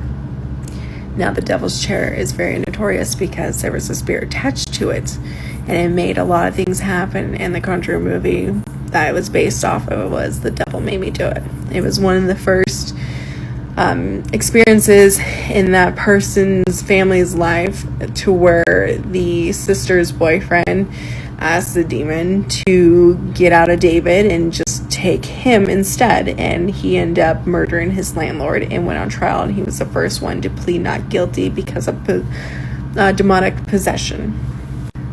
So after we heard the whole entire story, we got to see this devil's chair. And once the door opened leading to the devil's chair, there's no glass there, so we can go look, but do not touch. That was very, very clear warning because things can happen to you if you touch it. You can get attached and things will happen to you when you leave that building. So as viewing upon the devil's chair, it's a rocking chair, it has anointed oil on the edges where the feet are to help keep whatever is in there because there's no glass. So I got up really close because I'm part of the RIP experience, and I looked as close as possible inside that little room that it was sitting in. And I didn't see anything. All I could feel is more and more intense. Like my heartbeat kept accelerating, and it was pretty high as more I was getting into this tour. And so after that, we go downstairs, and we go downstairs into 3 other rooms before the tour was done. And this one room, honestly, I can't remember much from that room. Like, I just remember being anxious beforehand, but I can't remember much. I just remember that there was like a static TV. And again, it could have been downstairs, it could have been upstairs. Honestly, I can't remember much in this room. I just remember looking at the TV that was static, and there was a mannequin sitting in a chair, but I don't remember anything else. I just remember staring at that TV until I heard the tourist staff member come back in that room, and then I kind of like knocked out of it. I was disassociating or something, but I don't remember anything else in that room. It was absolutely crazy. So the last room that we went into, because the other room that had the Titanic model and some of the haunted objects from that, I didn't feel anything in that room. And then there was also a story, about a girl named, I think, Natalie or something, that had died, that got unsolved mystery. She was stated that she drowned. Others think otherwise, that there was something more to it. So that was an unsolved case. But again, I'm only explaining things that where I've had experiences in. The last room that we went into, again, there was a lot going on. It was explaining of something happened, and again, this is just so terrible because I start to not remember what was being talked about in these last rooms. I just remember them opening up these windows that you can see this haunted dirt from this house that was very haunted. So Zak ended up purchasing that house and then doing a huge investigation. And again, I think that's going to be on the new season episode. But anyways, he took some of that dirt that I guess they found some ritual stuff below the house. So he took that dirt and some of the flooring from there and put it in this room because it was very, very haunted. So she lifts up the window and we're all looking through, and I hear her, "You guys okay?" But then I hear her again say, "Hey, can I get in there?" And like I whipped around real quick. I'm like, "What did you say?" She's like, "I didn't say anything. I asked if you guys were okay." I'm like, "No, after that." And she's like, "I didn't say anything." I'm like, "No, I just heard someone mimic your voice asking, 'Hey, can I get in there?'" And a gal, right after I said that, she's like, "You heard something too?" "I just heard something." And I'm like, "No, I straight up heard someone mimic her voice." And my heart sunk so quick when I heard that. It wasn't her. It was absolutely not her. So I recommend checking out this museum in Las Vegas. 10 out of 10. Would go again. Here we are talking again about Zak Bagans' Haunted Museum. I had to include one of these in here because I think his museum also kind of plays an important part in the dynamic of Vegas. Obviously, it's relatively new compared to everything else there, but I really think the presence of such a museum in Vegas definitely adds to the energies that are just kind of mixing around in this city in the middle of the desert. I mean, we talked about this in the Zak Bagans video that I posted a couple months ago. There are so many energies in this place, so many crazy artifacts with crazy history, and it's all just a huge like melting pot of wild energies. And I mean, it makes perfect sense that it would be in Vegas of all places, but to me, it really seems like the perfect storm of all of these things in Vegas that creates this atmosphere where, you know, there's such strong energies, and it's common to have paranormal activity in both people's homes and all of the hotels there. She also mentioned a few things that I didn't see at the museum. So I'm assuming they're new exhibits in the museum, and God, I want to go back so bad. I said that in the Zak Bagans video. I want to go back so bad. I have no idea when that's going to happen, but God, I miss Vegas, and I really want to go back to the Zak Bagans museum. I have to make this happen. But yeah, it makes perfect sense to me that a museum with all of that kind of paranormal activity, that much energy and history, would be in Vegas of all places. Our next TikTok user, amandadeltuvia.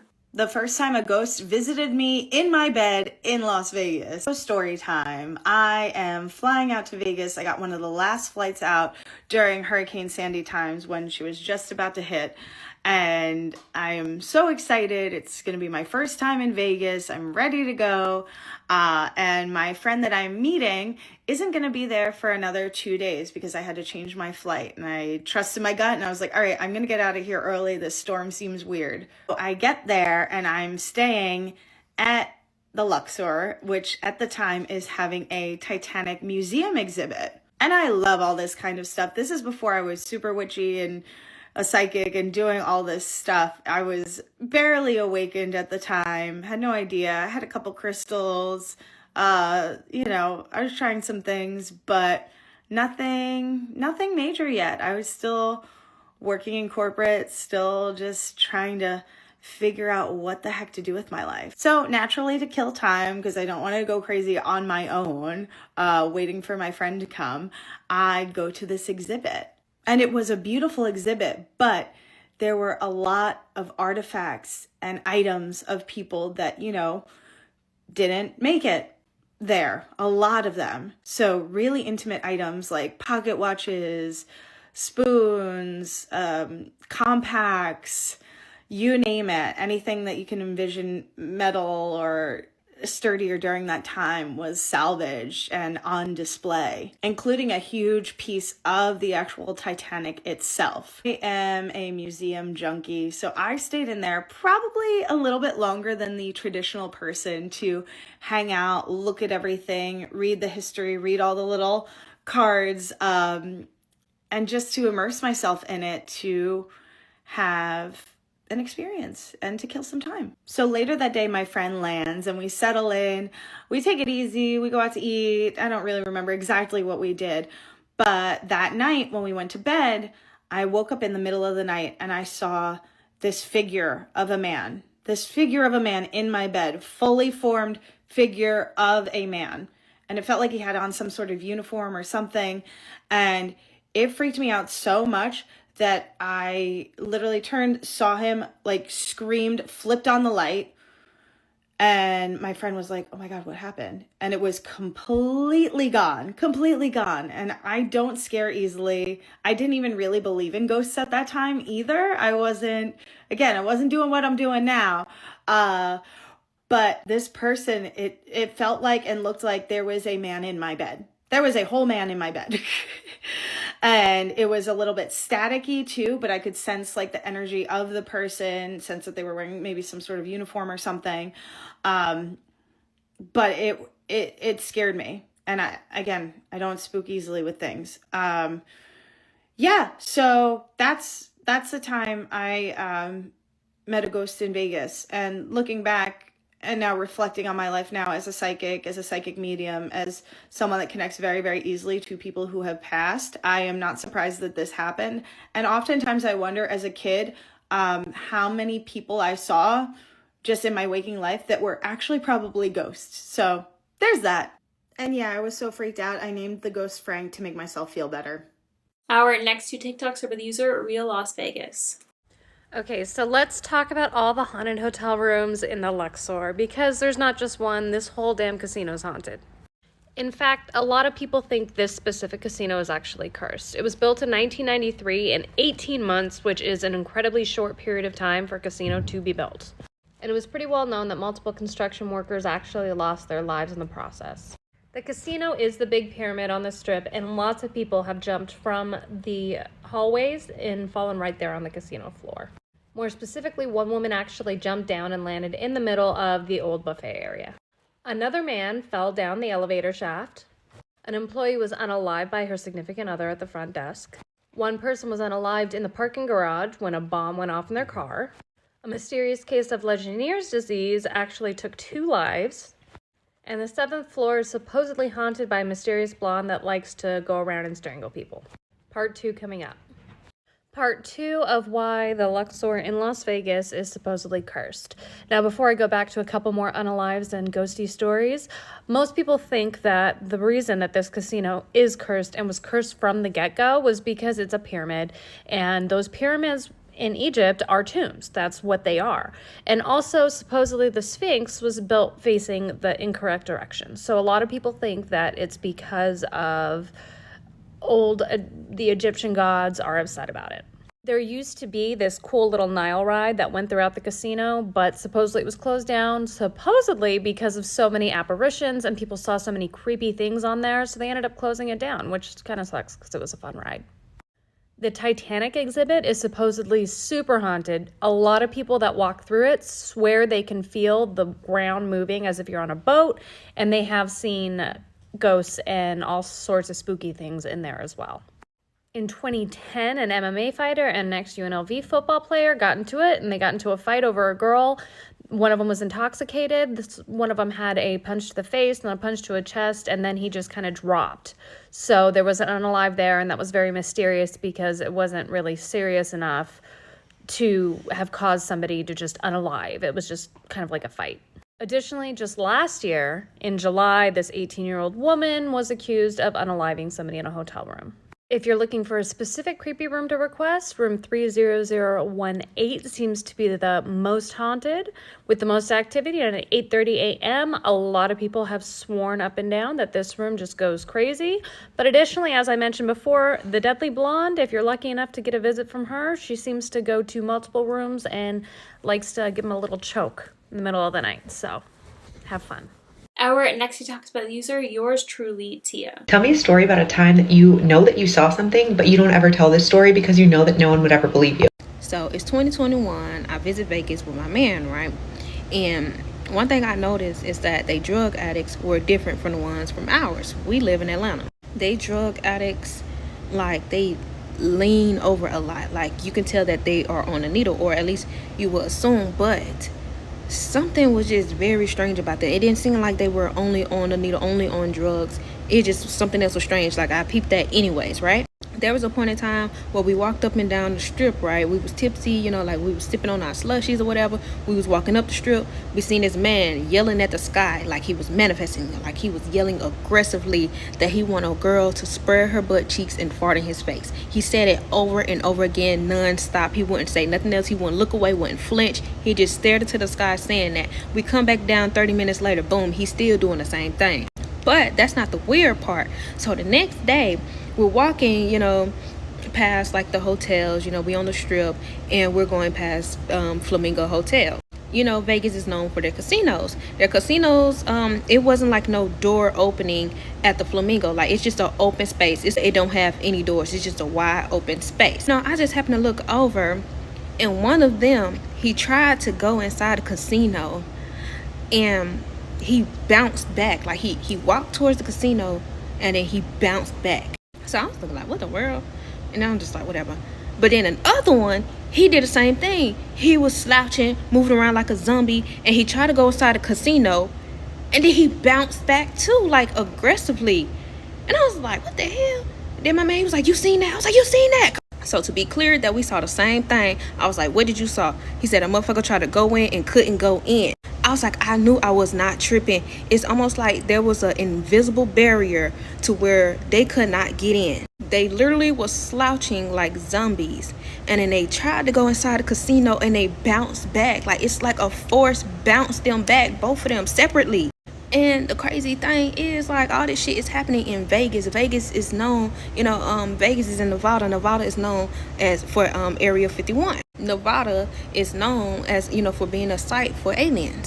Another weird thing happened where I was high as a kite, if you know what I mean, and I was walking the hallways in my hotel, and I looked at the floor, and the patterns on the floor looked like alien heads. I kid you not, like, it looked straight like alien heads. I was like, what the hell? Like, it creeped me out, because mind you, I'm high as a kite, if you know what I mean. And so I tell my man, I'm like, do you see this? Like, just look at it. It look like alien heads. And he looked at it, he was like, damn. I looked it up on Google, like, I can see the floors, and it still looks strange in the pictures, but it's not showing what I saw. Mind you, like, you gotta see that shit in person, but I'm gonna show the pictures anyways, because it was weird. But I don't know. I don't know what I witnessed. I don't know what was that thing with the barrier at the Flamingo. That was crazy. Like, they was like zombies. They were even like drug addicts. Like, mind you, I'm from the hoodest parts of Atlanta. The part of Atlanta that I'm from, they are known for that drug, you know. So it's like I've seen them in different forms, like, but what I saw in Vegas, that was some other shit. So on this video, I was talking about Las Vegas and how when I was out there, it seemed like the people there weren't real. Like, the drug addicts there, it seemed like they could not get inside the casinos. Like, there was this invisible barrier that was blocking them out, and whatever. I'm just trying to catch y'all up. I was talking about how this man was talking about he wanted a girl to spray her ass cheeks and fart in his face. How he was sitting there yelling at the sky, saying it over and over again. Right? Okay, now that y'all caught up, I watched that scene, right? So on the Percy Jackson Las Vegas scene, right? Basically, they were giving these lotus flower snacks to eat, you know, while they were inside of the casinos. And the more they ate these lotus flower snacks, the more they felt euphoric and happy and blissful and, you know, ooh la la, you know. Percy Jackson ended up hearing his voice that was telling him to put the flower down, stop eating that shit. So he was looking around like, why would they say that? Like, what's going on? And he seen how everybody looked happy, blissful. You know, everybody was like on their high shit. You know, like everybody was euphoric. Everybody's like, ooh la la, like looked like they took some, you know, some shroom. So he gathered his friends. He's like, come on, put the flowers down, put it down. They're like, no, come on, let's stay. Eat the flower, eat it, it's good. He was like, no, stop eating the flower. It's taking you off your course. Stop eating the flower. So they stopped eating the flower, and when they stopped eating the flower, everybody else there looked like they were stuck in a trance to where they were all happy and blissful and spending money. Everything is just so fun, and everything is just, you know how it be in the casino. Basically, those lotus flowers were keeping people inside of the casinos and keeping them blinded by the veil. These people were stuck in these casinos not knowing that these people were basically drugging their ass. And then Percy Jackson and his crew, they're not human beings. And the people at the casinos, they were watching them the whole entire time. They were drugging them on purpose. They kept sending the flowers over to them on purpose. They needed them to be blocked by the veil. I forgot all about this, but this just put me in the mind of not saying like, oh, that's exactly what it is, but it's similar. Like, it just made me think of it. Just put me to the mind of it, right? So during my last hour in Vegas, right, we was hanging out in the casino at the Club Flamingo because, you know, we already checked out our hotel, and my cousin, she was staying at the Flamingo. So as we was standing there, you know, in the casinos, we was playing on the slot machine, you know, getting a few little licks in or whatever. We finally ordered some drinks. Mind y'all, during this whole entire trip, we did not know that we could get free drinks. We were missing out on the free drinks, bitch. I could have been that motherfucker drunk as hell. I'm mad. But anyways, so we was waiting on the lady. She gave us a drink, whatever. And then so we was sipping on the drink, and then we was looking like, all right, we want another one. So we sitting around waiting for this lady to come back, and we look like, dang, why she not coming here? Like, she keep kind of walking somewhere around here, but she keep getting into other people's faces. But then again, maybe she's just trying to get in the rich niggas' faces because they gonna give her a good ass tip. I don't know. And then again, you know, we all look too young, except for one dude, my cousin's dude. He didn't look young. That nigga was 30, and he looked goddamn 34, 36. But anyways, so I'm also thinking like, maybe she just, you know, not stun us because we look like kids to her, so she don't really want to get us fucked up. I don't know. But anyways, so we sitting there waiting and waiting. We was like, dang, what time it is? We got to catch our flight. And my cousin was like, no, come on, like just get another drink. Just wait a few more minutes. So we sitting there waiting a few more minutes for this drink. Mind you, the drink wasn't even all that, but we just like waiting for it. We like, come on, we need another fucking drink. We keep checking the time like, come on, where is she? We need to get these drinks because we got to go. She was not coming. My cousin's like, come on, still, like, come on, stay. Who is this? No. But anyways, but yeah, it just made me think about the Percy Jackson scene, you know, where his friends like, come on, just drink. And he's like, no, we got to go. Because mind you, this is a fucking flight. If I miss my flight, I'm stuck another damn night. God damn it, probably miss. I don't know how that shit go. I don't know if you miss your flight, if it's non-refundable, or if they just gonna give you, I don't know how none of that shit goes. So it's like, bitch, I got somewhere to motherfucking be, goddamn it. Shit, I'm trying to go back to the other side of the country, and you telling me to stay for this goddamn drink, and my ass convinced like hell, because of whatever the fuck reason, because it wasn't even all that, and I don't care for drinks like that for real. But yeah, like that'd be crazy. Like if, you know, they be having drinks in there. Like let's say like Disneyland do that. They have a certain type of smell that they project out through like some through the vents that causes people to become hungry. I don't know what it smelled like, but yeah, they say like Disneyland has this certain smell that they project out for people to, you know, the people, you know, to buy their food and snacks and whatever, make them hungry and make them stay longer and whatever. But yeah. For some reason, this video reminds me of the people who live underground in Las Vegas. There is apparently like a whole underground city of tunnels and stuff underneath Vegas where homeless people live. And these people like have lived under there for years and years and years and haven't seen daylight in years. I think it's something really interesting that you guys should definitely look into. It's not really something that I could include in this video because it's not paranormal related, but it is so incredibly like wacky and fascinating. And for some reason that's like reminding me of this. It's like, I don't know, it's just, I don't know how to explain it other than it really kind of adds to the weirdness of Vegas and somehow makes sense. I mean, I personally, I don't think I've ever seen a homeless person inside the casinos. And I'm not saying that there's like some kind of weird homeless person repellent at the doorway that like they bounce off of it, but like she saw that with her own eyes. But her talking about the Percy Jackson effect. If you guys haven't seen Percy Jackson movie, which honestly for some reason is like a really good movie. I don't know why, it doesn't seem like it would be a good movie, but it is a really good movie. They're in a casino in Vegas, and these waitresses are giving them these like lotus flower cookies that they're eating. And essentially it makes them like lose track of time and lose track of the fact that they're on a mission, and there's people that are like, they're just munching on these lotus flowers and they're losing track of time, and they've been there for years and years and years, and it's like a ploy to get people to stay there and spend money and just like keep sucking the energy out of these people. And while I don't think that's exactly happening, it does kind of play into what I said about the energy of Las Vegas. It draws you in. Like, I'm constantly thinking, God, I want to go back there. Like, I'm not even like a party person anymore. I don't enjoy partying. I like being in my bed by like 10 p.m. latest. And yet I'm like, God, I want to go back to Vegas so bad. And I think Vegas like just has this weird energy where it draws you in. It really is like the Percy Jackson effect. Our next TikTok spit user, laurennisliving. This is a very cursed building, and there are many factors as to why. I love the city of Las Vegas, especially with its gritty history, and you can guarantee that every hotel in Las Vegas is haunted. It is a 30-story high Egyptian-themed pyramid, which was built and designed by the same people who made this sorry excuse for a family-friendly hotel, which should have been imploded decades ago. I digress. Because it is in the shape of a very large pyramid, people think that there's mystical properties and dark energy associated with the building, especially since there's not two sphinxes, there's only one, and there needs to be at least two to keep it safe and protected. If they put an Eye of Ra somewhere, it could be safe, but there's not, so it's going to be cursed forever. We have these exhibitions, which are really cool, and they always draw us back in, but they are so dark. Bodies exhibit literally has bodies of people who may not have been there to put their bodies there for that scientific reason. There could also be other dark, mysterious things going on with this business. If you know, you know, but I'm not going to get into that. And of course, the Titanic exhibit with all the artifacts and belongings belonging to the victims. Especially this room, which is in the Titanic exhibit, and I've been in here a few times. It makes you feel like you're being watched. You're not alone. It's a very somber environment, just making you feel like you were there the night it happened. And lastly, I just want to mention the Call to the Void, because when you go up to these floors and you look down, it's the craziest feeling. This looks very eerie. Have you stayed here before? Do you want to stay here? Our next TikTok spit user, iamgingerra. So, I just got off the phone with a very interesting FaceTime call from my friend who went to Vegas yesterday.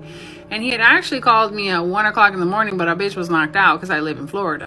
He proceeds to tell me how him and his partner had went to Vegas, and they were in a cab or a Uber or one of those things. They were, I guess, driving back to the hotel room or something, when the person that was driving the car, cab driver, was talking to them, and they could see the person through the rearview mirror. From my understanding, the person was talking in a manner that made them question the person's age, right? So my friend was like, how old are you? Right? Because the conversation, it just felt to them like off. And it was funny because they were talking about how Vegas is very fucking weird and there'd be weird shit happening over there and so on and so forth. He said that the person then turns around. Mind you, they thought that this person was 18, 19, 20, max 21, 22. They both saw this person through the mirror, the rearview mirror. And when the person turned around to give their age, I think he said that the person who said that they were 50 years old, they freaked out because it was an old person. They looked at each other. My friend immediately said, stop the fucking car right fucking now. I want out of this car. I'm cracking up because I know he was fucking scared. He was like, no, Ginger, no. That shit was fucking scary. It was like some weird ass hocus pocus shit had happened. Like a shape shifting situation. That bitch was young as hell in the mirror. And all of a sudden she says, I'm 50. No, fuck out of here. Mind you, his partner, Brian, is not in one of those things. And he was saying, no, seriously, I saw it too. I saw the person change. No. And we were like, we need to get the fuck out this car. So I'm just curious, has anybody out there had like a shapeshifter moment in their life? Because I would love to hear your stories. This sounds like something out of a horror movie. Absolutely. It sounds like some kind of like almost attempted paranormal kidnapping, like bringing them back to your house to like feast on their blood or something like that. That sounds like it would be like a plot of a movie like that. And that is so freaky to experience. Like witnessing someone transform and age before your very eyes is crazy. And also, yet for some reason, I'm not doubting that this could have happened at all. Like, so many weird things happen in Vegas. I think it's part of the reason why I love it so much. Is it's just like, it feels like anything's possible. Again, the vibes there are immaculate. Our next TikTok is by the user heartstartspounding. Las Vegas has a dark and haunted past, but one of its darkest stories takes place at the Flamingo Hotel and Casino. The Flamingo is a time capsule, part Palm Springs desert oasis, part zoo. Look, real flamingos. It's actually the oldest casino on the Strip, and it almost never existed. Also, no one knows who killed the man who created it. So Bugsby Siegel was a mobster who came to Las Vegas in 1945 chasing his love of gambling. And he already had quite the reputation. He formed Murder Inc., that little group of contract killers that maybe killed over 1,000 people. Bugsy took over construction from the original owner, and rumor has it he named it the Flamingo after his mistress's red hair and long legs. Construction costs started soaring. First it was $1.6 million, then it was $4 million, then it was $6 million. All of this money was borrowed by Bugsy from the mob, which would have been fine, except 2 weeks after the Flamingo opened, it closed its doors. Business was terrible. Eventually, it reopened its doors to huge success, but it was already too late. The mob saw this as a loss. Also, they found out Bugsy had been pocketing a lot of the costs. On June 20th, 1947, Bugsy was shot through the window of his Beverly Hills home. Visitors say they can still see his ghost walking around at night, but you'll have to see for yourself. Our next TikTok is by the user Alexis. Our next two TikToks are by the user AlexisTV143. Okay, you guys are gonna have to wait for part 2, but basically this hotel right here, I have a story for you guys. Okay, story time, part 2, and literally I just got out of the shower and the mirror was so foggy. I opened the bathroom door to let the air in so then it could clear. No one else was in the room. The door was closed. I literally felt cold air as if somebody opened the door, and then I saw something run across. I flinched at it. I was like, oh shit, bitch, what the fuck is that? I assumed it was my brother just running across the room, but then when I fucking didn't see him,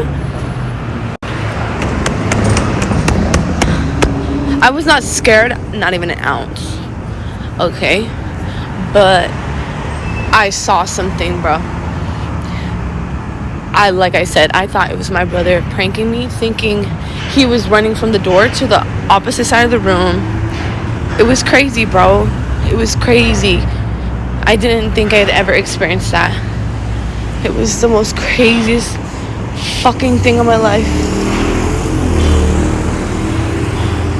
The craziest thing of my life. I'm sorry, I'm causing a strain. I don't want to fucking die. Literally, I cannot explain it. I'm not fucking making any fucking thing up. I know what the fuck I saw, bro. I know what the fuck I saw, bro. I literally was in there, dude. I am not making this up. I wish I was. I'm not. I saw something sprint. I saw. And I kept feeling the cold air. I was like, what the fuck is this? It was already cold in the room, but it felt like the breeze. And it was only cold on my feet. So I was like, what the fuck? Like, bitch, get off my feet. Or like, what are you doing? I was freaking out like, bitch, what's going on right now? What is going on right now? I told God, I was like, please give me the strength because they're about to get slaughtered like a freaking pig. What are you doing? Coming with that energy over here. Like, what was that? Oh my God, I thought it was my brother, bro. I thought it was my brother. I wish it was my brother pranking me. Now I'm like, bro, tell me what it was. Tell me what the fuck I saw. It was just like a dark shadow. And I want to say like I saw a head, bro. But, oh my God. Oh my gosh. I'm not even staying in the room, so My brother's gonna let me know how it is. Our next TikToks with user WHWN1190. This Las Vegas hotel once housed a notoriously haunted attraction that was so terrifying it had to be closed down. When the Luxor Hotel was completed in 1993, it featured a simulated Nile River ride in which guests were transported on floating barges from the hotel lobby for more than 3,000 feet through the building, passing through dark tunnels along the way. While the attraction was operational, many guests emerged from the ride emotionally shaken, claiming that they had encountered the apparition of a man in the dark. Rumors began to circulate that the apparition was the ghost of a worker who had perished during construction of the hotel. 3 years after the hotel opened, the river ride ceased operation and was removed.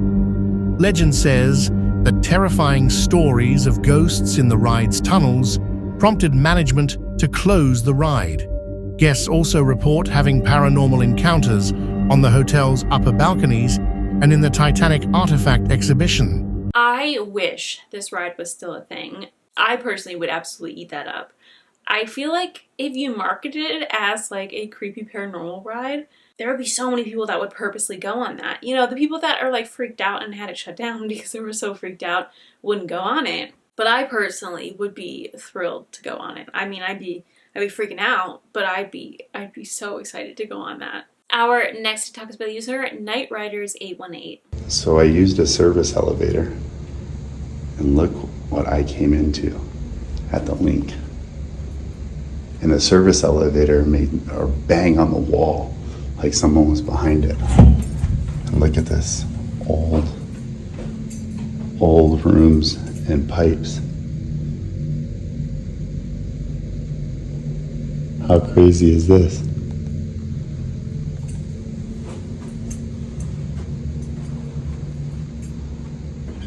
How wild is this?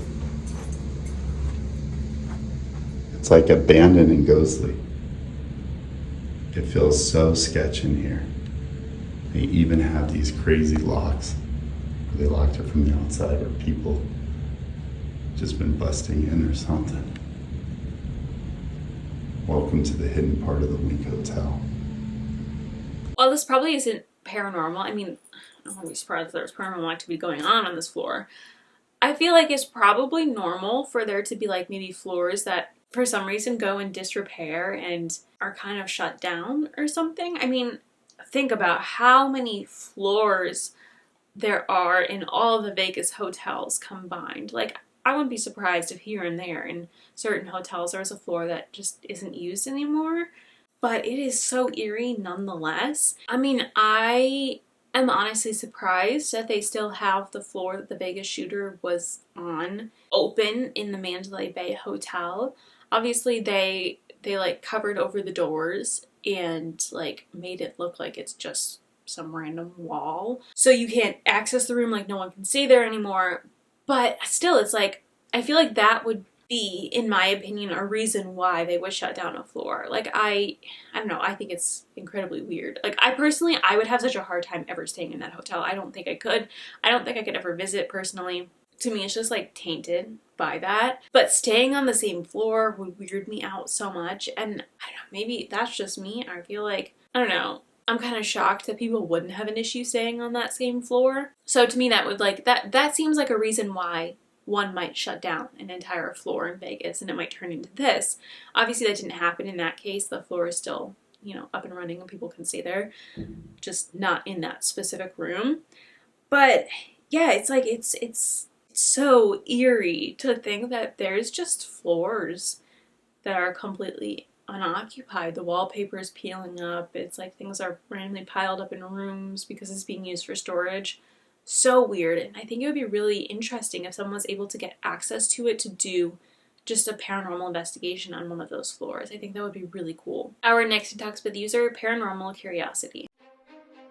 Excalibur Hotel and Casino features a medieval castle theme and is named after King Arthur's mythical Excalibur sword.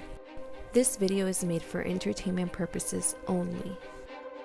Visitors staying at Excalibur have experienced signs of paranormal activity on the 10th floor, claiming feeling sudden chills due to cold spots. They also have the sensation of being followed closely by someone when nothing and nobody is around them. Some have even reported feeling a person's breath on their neck and ear. Furniture is also said to move on its own, and strange electronic phenomena occur on a regular basis. This includes static from televisions turned off, phone calls with nobody on the line, and alarm clocks that were never set going off.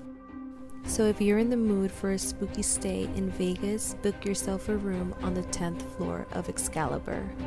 Would you stay on the 10th floor? Let me know in the comments. If you love ghost stories and spooky legends, make sure to follow, and if you enjoyed this video, give it a like. They keep me motivated.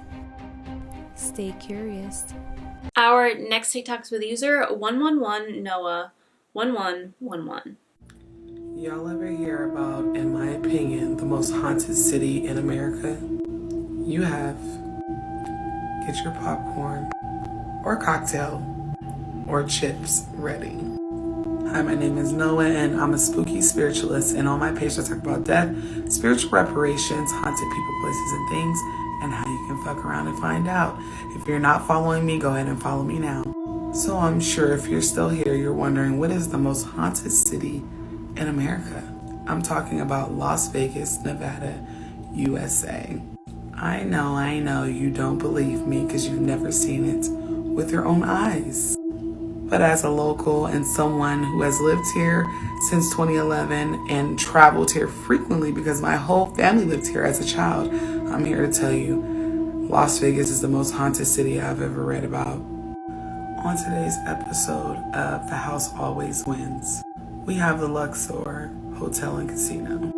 The Luxor is located on the Las Vegas Strip and is dedicated to the cultural influence of ancient Egypt. The Luxor is the third largest pyramid in the world and was built in 1993. Even though the Luxor is a baby casino, only shy of 30 years old, it has had a number of unexplained suicides, murders, and deaths. Word on the Strip is that it's the most haunted casino in town. I beg to differ, but it is very haunted. And not only is it said to be haunted, it's said to be cursed as well. The sky beam that's emitted from the top of the Luxor is that of the brightest in the world. At its full capacity, you can see this from outer space, which is also said to attract negative energies, low vibrational creatures, and bad spirits. It's also said that it's cursed because a bunch of colonizers didn't know what they were doing when they were building this place. Not paying attention to crucial detail will get your ass beat. There is a giant sphinx that protects the interests of the Luxor. But there's something missing. Another sphinx. According to texts that are ancient, sphinx come in pairs for a reason, which gave this place a lot of bad juju. First of all, you tried to outdo real pyramids. All right. And then you didn't even follow directions. Reading is fundamental. This was public information and it was a spit in spirit's face. Tourists, visitors, and locals who were down on their luck for some reason chose the Luxor to unalive themselves. And you never know. The news isn't reporting it. Nobody's talking about it. You'll never see the body go out of the front door. There is a specialized corridor for police, fire, rescue to go through in all of the casinos here. And I say all. You will never see a dead body coming out of a casino because they don't want to ruin the essence of Vegas. So they take the bodies out of there. Okay? Trust me on that. A police officer told me that. Because you're less likely to want to go stay at a casino hotel where there's a bullet hole, or where brain matter was, or where someone threw themselves off of a railing, because all that happened at the Luxor. But even though Las Vegas wants to keep a dirty little secret that the city is haunted as hell, obviously rumor gets out because not everybody is from Las Vegas and they're ready to tell their story. let's get to the spooky tea. In 2007, a man was killed by a homemade pipe bomb in a Luxor. He worked at the Nathan's hot dog stand in the food court. There is a woman who is blonde that haunts this hotel casino, mainly the corridors and hallways, all right, of the hotel portion, specifically the 12th floor. Guests wake up to being choked, literally gasping for air, and when they pop their eyes open, it's an angry, ghostly looking blonde choking the shit out of them. And when they finally get the strength to sit up, there's no one in the room with them. The Luxor used to have an attraction called the Nile River Tour, but where it was so haunted with the construction workers that died building this place that they shut it down. The ghosts made them shut it down. The Luxor also has over 300 artifacts from the Titanic. And people report seeing passengers trying to take their shit back. Literally people dressed in old-timey clothes that look very ghostly, very unalive, trying to take their stuff back from the exhibit. This shit is unhinged over at the Luxor. Guests also claim to see Frederick Fleet, who was an actual lookout for the Titanic and committed suicide in 1965, still looking out for the artifacts and pieces that they did bring up from the bottom of the ocean. It's also haunted by a woman who in 1996 jumped to her death from the 26th floor. Child, I'm gonna go down there. I'm thinking I want to go down there because I'm trying to fuck around and find out and see some shit so I can report back. But if you're ever in Las Vegas, you are more than welcome to visit the Luxor or book a room. Do good, be good, and be safe out in these Las Vegas streets. As I was watching this and she popped up the photo of the interior of the pyramid itself and you could see those like hallways, my body took a screenshot for a second because I'm not kidding, those balconies are so low, it is terrifying. And not to be a conspiracy theorist, but part of me wonders if maybe it's to make it easier to jump. I don't know. I feel like that's a crazy thing to assume, but it is just so wild to me how low those balconies are. It's like, it's not high enough for my liking, that's for sure. I can't describe to you the terror I felt as I walked down the hallway to go to my friend's room to visit her, and I'm literally hugging the wall because I genuinely thought I was gonna topple over accidentally. Our next to talk about user, Katydouglas. Let's have a little story time. So a couple months back, a loved one of mine moved into a pad split, and just as a disclaimer, I was not representing them as a realtor. It's just when you rent a room out of a house. It's a really nice house. It has 8 bedrooms. It's huge. It's in a great area. But the first time I went into the room, I was just immediately uncomfortable. And I didn't know how to say it. I was very blunt, especially because I could be. I was saying this as a loved one, not as their agent. And I was just like, someone died here. That was the only way I could explain the feeling it gave me. It wasn't anything about the feng shui. It's oriented fine. There was no furniture, so it's not even like it was set up weird. And the light was really bright, yet I just felt like it was cold and dark somehow. And the best way I can explain it is that being in there gave me sadness. It wasn't anything about the way the room looked where I was sad for them to be living there. It was just like you enter the room and suddenly you just have some sadness come over you. And over time, like very quickly, I just came to notice I did not become any more comfortable in there. Initially, we talked about how maybe it's because it's empty. And it's like hardwood floors, so maybe that's why it felt cold, so to speak. But I was just like, no, that's not it. Eventually, of course, it was furnished. We put some rugs down, and I just still felt like I wasn't able to relax. And it came to the point where spending time with this person, I was just like, yeah, let's get together, but not at your house. I'm sorry, I just didn't feel comfortable there for some reason. And I made a big fuss of it at first. I was just like, you don't feel that? Like, how do you not feel that? And I don't know what to call it. I don't know what each person believes in, but I was just like, it makes me feel weird. I don't know how else to say it. But a couple months have passed, and I had a realtor friend say that they need to get rid of furniture for one of their sellers, and it was free. So I was like, hey, you know, these are the pictures. This is what they have to give away. If you're interested, go ahead and connect with the listing agent. So they did, had their dad come over, pick up the extra furniture and bring it over.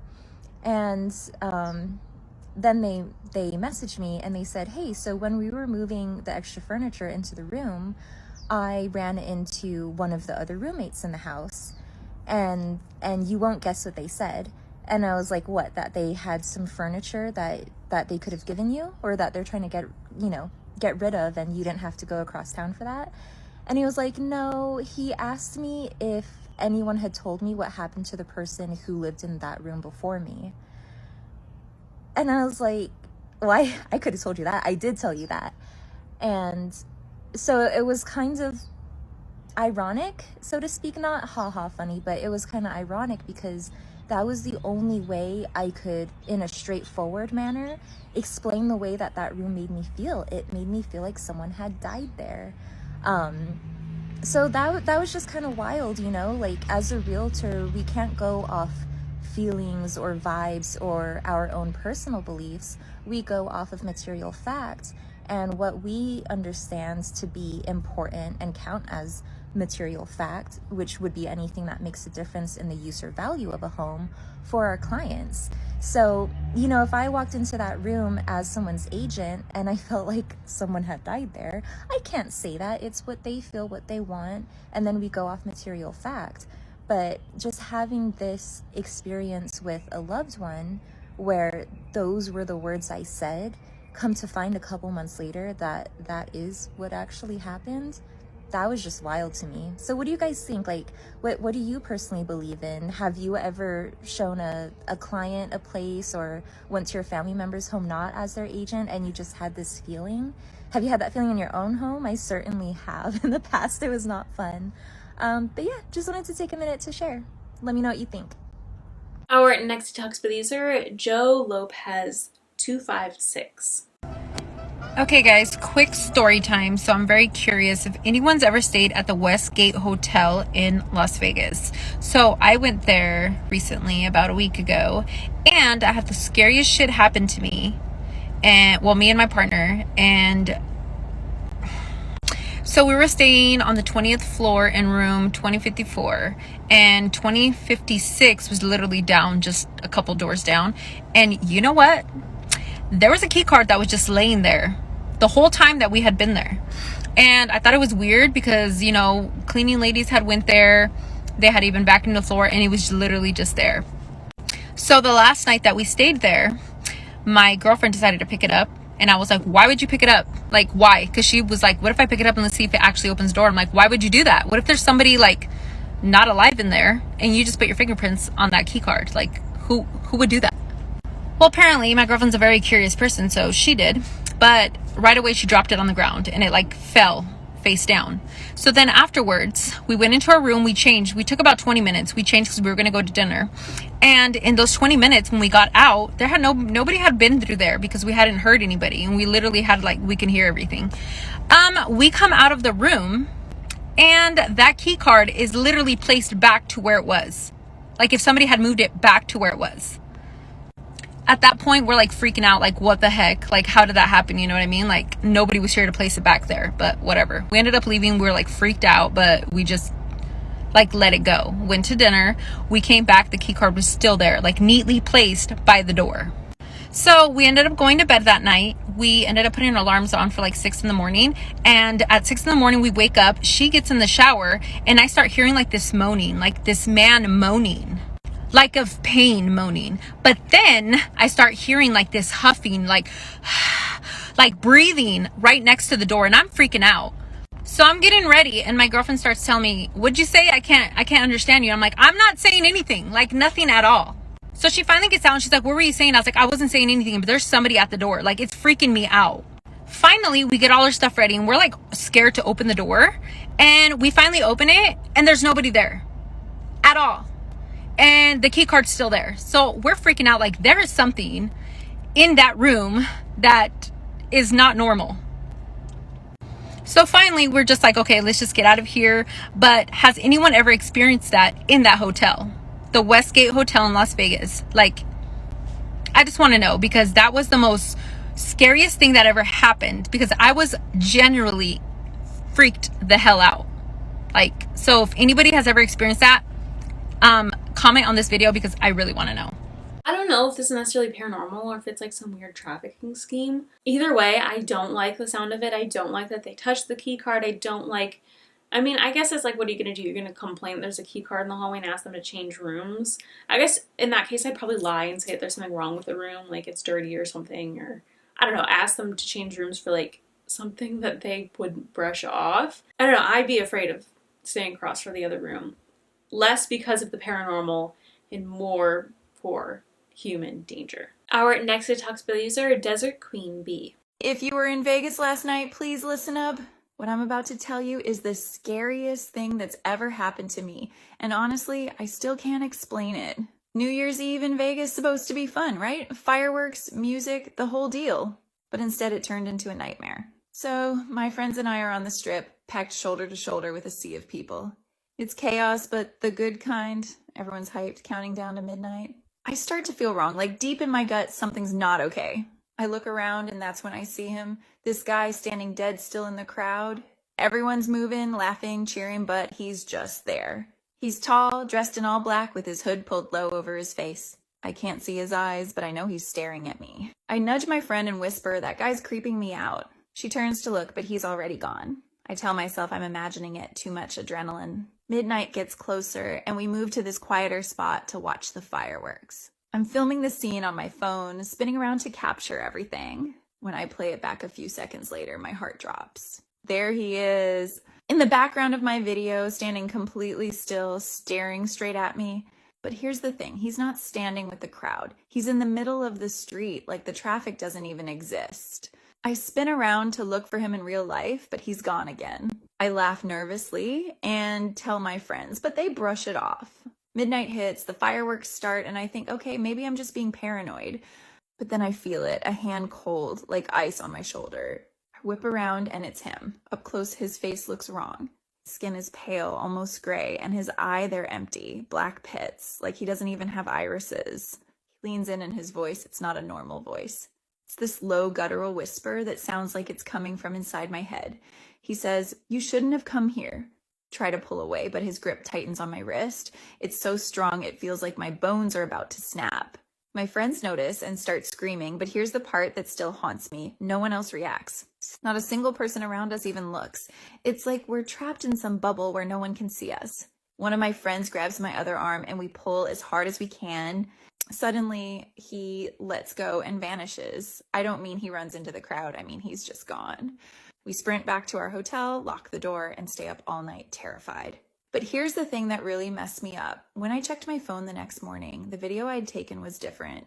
The part where he was standing in the street, it wasn't just him anymore. There were more figures, all dressed the same, all standing still, all staring directly at the camera. And their faces, oh my God, their faces weren't even human. They were stretched, twisted, like someone had taken skin and pulled it over something that wasn't a skull. We checked out this morning, cutting our tip short, and we are flying back to Oregon in a little bit. The whole day today, I swear I can feel someone standing in the corner watching me. So yeah, Happy New Year, stay safe. And if you ever get that gut feeling that something's wrong, don't ignore it, trust me. I feel like maybe this is some kind of warning, and I thank God she listened to it, but that maybe something bad would have happened to her and her friends had they not gotten out of there. So weird that there's just like this man that no one else seems to be able to see, and it's like he's trying to make her uncomfortable so she wants to leave, essentially. And it seemed that it worked, and it's a good thing that they left, but who knows what would have happened had they not. Our next two TikToks are the user pauletteslife. So how many of y'all, and be honest, have had to have a wheelchair at the end of your night in the clubs in Vegas? Well, back in the day, they used to just hand out wheelchairs so that way your friends can help you get out of the casino. I don't know if they still do that or if security actually will escort you out. But let me tell you, y'all got some evil friends, because when that wheelchair hits the ground running, I have seen people fly out of these wheelchairs so bad. One girl literally split her eyebrow open. She had to get stitches because her friend chucked her into the tables and she like face planted in the chairs. And everyone's just giggling like it's a good ass time because you guys are drunk. But I wish the casinos would leak all of the wheelchair shenanigans to ridiculousness, because that would be a hot topic. There was this one guy, big, yoked, buff dude, slumped over on the wheelchair, and his friends thought it was funny to just twirl him around and around and around while waiting for their cab. And of course, he threw up all over himself. And then he fell, and then he threw up again on the floor. This guy was throwing up whole French fries, like just straight up, like he never chewed any of these French fries. Gross. So there's two casinos that are probably the most haunted. One is the Riviera. That's the oldest casino that's still standing today. It housed a lot of the mob activity back in the day. So they said that all of the murders happened there. So they believe that that's haunted. And the second one is the Luxor. If you walk in, it's shaped as a pyramid and there's a balcony to each of the levels. So you can literally just walk all around the whole pyramid. Well, supposedly there's like a sinister spirit that makes people jump off of those balconies into the middle of the casino floor. They've had like unexplained deaths, unexplained murders, suicides, stuff like that. So they say it's haunted. I've never seen any of that stuff or heard of it. But then again, casinos keep stuff low key. So even if it's haunted, they're not going to tell you because then you won't stay there. Our next TikTok's by the user Twisted Tales with Gail. So this husband and wife are celebrating their 25th anniversary, and they're not just going to go anywhere. They're going to fly to the United States, and they're going to fly to Las Vegas. They've never been to United States, and they've definitely never been to Vegas. So this was a huge bucket list item for them. So they get to the hotel, and everyone is super, super great to them. They're helping check them in. And the bag guy's like, hey, let me go take your bags up with you. And they're like, oh, finally. Like, they've been carrying them all day. Absolutely. So they head up to the elevator with him, and he puts the key card in, and all of a sudden, it turns green, and they open the door. And when they open the door, they're so excited because they're in Vegas. They're in their own little area. But then they get hit with this awful, awful, awful smell. And instantly they're like, hands up here. And even the bad guy's like, I'm going to run downstairs and see what I can do. And the husband and wife are just like, sounds great. Yeah, let us know, whatever. And they're both just holding their nose, but they're so excited. So they go and they are looking out the window to see what views they can see in Vegas. And they try to open the window a little bit, and it only opens about that much. Because if you've ever been to Vegas, there's always a safety feature. You can't open your window all the way. So they're walking around. Everything looks fine, but just smells really bad. So the husband goes to the restroom, and the wife says, do you smell that in there? And he, being a man, says, nope, not yet, but I'm about to. So she's sitting on the bed, and all of a sudden the phone rings. So she picks up the phone, and it's the front desk. And they say, hey, why don't you come down to our bar? We're going to get you guys some complimentary drinks. We're going to get the room a once over, and then we're going to let you guys go back up there once it's all tidied up. We're going to try and figure out what the smell's coming from. So the wife's like, okay, this is great. So the husband comes out of the restroom. She tells him, let's go downstairs, have some drinks. They're going to come up, tidy the room up a bit. And so they're both like, okay, this is great. So they go downstairs. They're getting their complimentary drinks, and they're just watching all of the life in Vegas. If you've ever been to Vegas, there's so much life. So they're sitting there sipping their drinks, watching back and forth. And then this really tall guy in a really nice fitted suit walks up to them and says, hello, I'm the manager. I'm so sorry you guys are dealing with this, but we've got you guys your room all tidied up. I'd like to go up there with you and make sure the once over was done correctly. So they're like, thank you, let's head up. And so they all headed up to the room. So they walk in the room, and everything already smells so much better. Yes, it smells like cleaning products, but it smells so much better. And so later that night, they go out, they have a good time, and then they come back in, and the wife is exhausted, and she says, I'm going to go jump in the shower. And so the husband just jumps on the bed and just starts clicking through the TV and checking out the new American TV. And so he's laying there watching some TV, and he just shoves his face in a pillow, and he starts to smell that smell again. And he's like, what in the world? So he picks up the pillow, starting to smell it again. Can't really smell anything on the pillow. So he moves that to the side, then he shoves his face in the bed. He's starting to smell it again. So he's throwing a one over and he's like moving the sheets and stuff. He's like, I'm trying to figure out where that smell's coming from. About this time, his wife walks out and she's, got this cute little nightgown on. They've been together for 25 years and she instantly is just annoyed because the bedroom is completely a mess now and he's dissecting things, looking through it, and she's just irritated because that's not how she wanted her night to go. So he starts saying, oh, we should have just stayed at home. We should have just not came. And she at this point says, we should have just stayed home. Like, this hasn't been fun for me either. So he says, I smell it. It's coming from here. It's coming from somewhere around here. So he starts picking through the bed more or whatever. And she, of course, is just watching to see what he finds. About this time, he picks up the actual bed and pulls it up. And what they find under is absolutely horrifying. So they hurry up, call the front desk, like, you need to get up here. This is what we've seen, yada, yada. And they're both just like freaking out, like don't know what to do. Definitely have never, ever had something like this happen to them. So the front desk comes up, then they call authorities in. What had happened is there are bed frames in Vegas that are like a perfect square and you can look under the bed, but you can't see under the bed because of this big square. And when somebody had pulled this mattress up, sadly, there was a beaten up, bruised body laying underneath this mattress, decaying. And sadly, there are so many stories you hear about this, where people have been missing and they found them in a hotel or an Airbnb under the bed. So always do your research. If something smells funky, make sure you use your nose that knows, okay? Because it knows. This really reminds me of American Horror Story Hotel, like when that guy's trapped in the mattress. I love American Horror Story Hotel, my favorite season. But oh my god, I think another reason why Vegas is just so full of energy and so many, I don't know, it's just like a vortex of energy is because also things like this can happen. I mean, I feel like it's very easy for there to be like some kind of a weird deal gone wrong in Vegas and someone ends up underneath a mattress in a bed. I will say, as much as I love Vegas and I've had a wonderful time there, Vegas can certainly be dangerous and you need to be aware of your surroundings there, absolutely. And I think there's a lot of things that go wrong there because people go there for weird deals and, to end their life, and there is certainly a lot of trafficking there. I really think it's like all these crazy energies combined, just it attracts more and more and more, and it becomes like the spot for all of these things to happen. But yeah, I mean, that's absolutely horrifying. I don't know how handle that, like knowing that I checked into a hotel and there's a dead body in my bed. Obviously they'd be moving you rooms and stuff, but I'm like, at that point I don't think I'd even want to be there anymore. That is so frightening. Our next TikToks with user Uriel Pina. It's currently 4 in the morning. I'm gonna tell you guys a scary story about this house right here. This house right here. The house has a light on. It's on the east side of Las Vegas. One day I'm outside, I'm washing my car, right? And the guy that used to live there, he comes up to me, he's like, hey bro, can I ask you a question? I'm like, sure. He's like, how long have you been here? How long have you been living here? I'm like, oh, I just moved in. He's like, do you know the people that used to live here at his house? And I'm like, no, I just moved here. He's like, well, I just fucking moved in, bro, and I'm extremely pissed because I spent all my money on this house and my kids are starting to see stuff.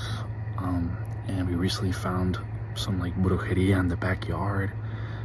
And my kids can't sleep here, and I'm starting to see shit. There's like black figures in the house, and I'm like, you're fucking lying, bro. Stop playing with me right now. You're lying.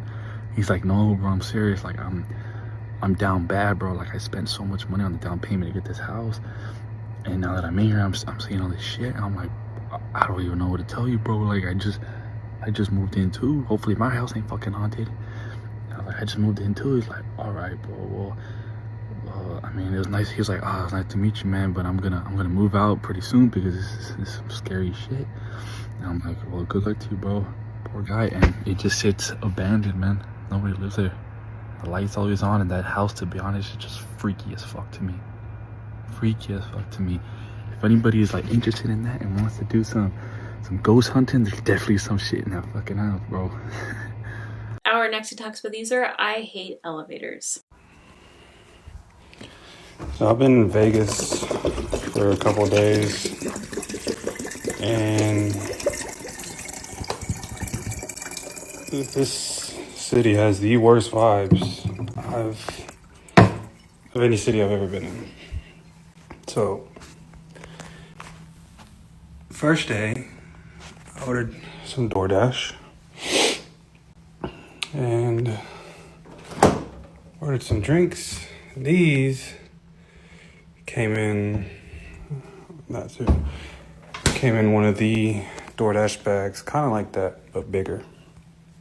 And I'll use it to put my trash in because I don't fill up these small trash cans that we got here. But I'll fill it up and then I'll put it out. But all my trash is sitting right there. 1, 2, 3. And I went to sleep earlier and come out to clean up a little bit, cook some dinner. And the bag's gone. Bag's gone. Do not disturb signs on the door. I know it wasn't the housekeeper, so why wouldn't she take that? It was a big bag. It was like yay big, full of my trash. It's fucking gone. Nowhere to be found. Not only that, if I'm outside this room, I'll hear knocking from the inside. If I'm laying in bed, I'll hear knocking from the outside. Not only that, these doors are heavy. They slam. Went to bed last night and I closed the door because I slammed it and I was like, oh shit. Or not last night, the first night I was here.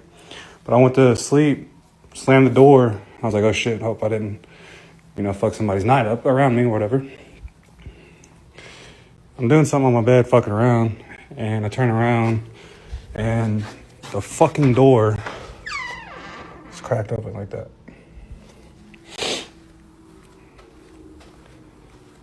I don't fuck with it. Our next Talks by user is Scorpio Stellium 4.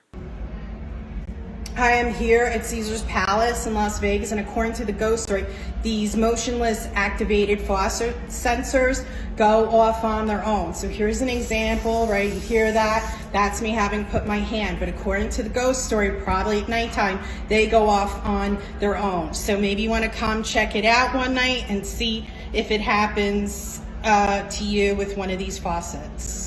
I definitely don't think this is the craziest thing I've ever heard of. It definitely could be like a malfunction of a sensor, but who knows? I mean, it's absolutely possible there is some kind of weird paranormal thing going on here too that's just messing with the faucets. Our next Talks by the user, Kissel Raquel. Y'all are wild. I haven't even commented 24 hours ago and everybody's like, story time, story time. I don't even think my story is that juicy, but I'm the only one who recalls this happening. So I'm like I said, I was born and raised in Vegas, and so we went to the Luxor once. It was either my tia or my mom, and they had like an arcade back in the day. I don't know if they still have it. And so I went and played around, kind of like Chuck E. Cheese, and I made a friend. She was like this little Asian girl with long black hair, and we were just playing around, playing the different arcade games, all that stuff. I feel like when I went and took a break to eat some pizza or have a drink or something, I had told my tia or my mom, all right, I'm going to go play with my friend again. And they're like, what friend? I'm like, shorty right next to me. And they're like, I don't see anyone. I'm like, she's literally next to me. Like, long black hair, short little Asian girl. And yeah, my mom or my aunt couldn't see her.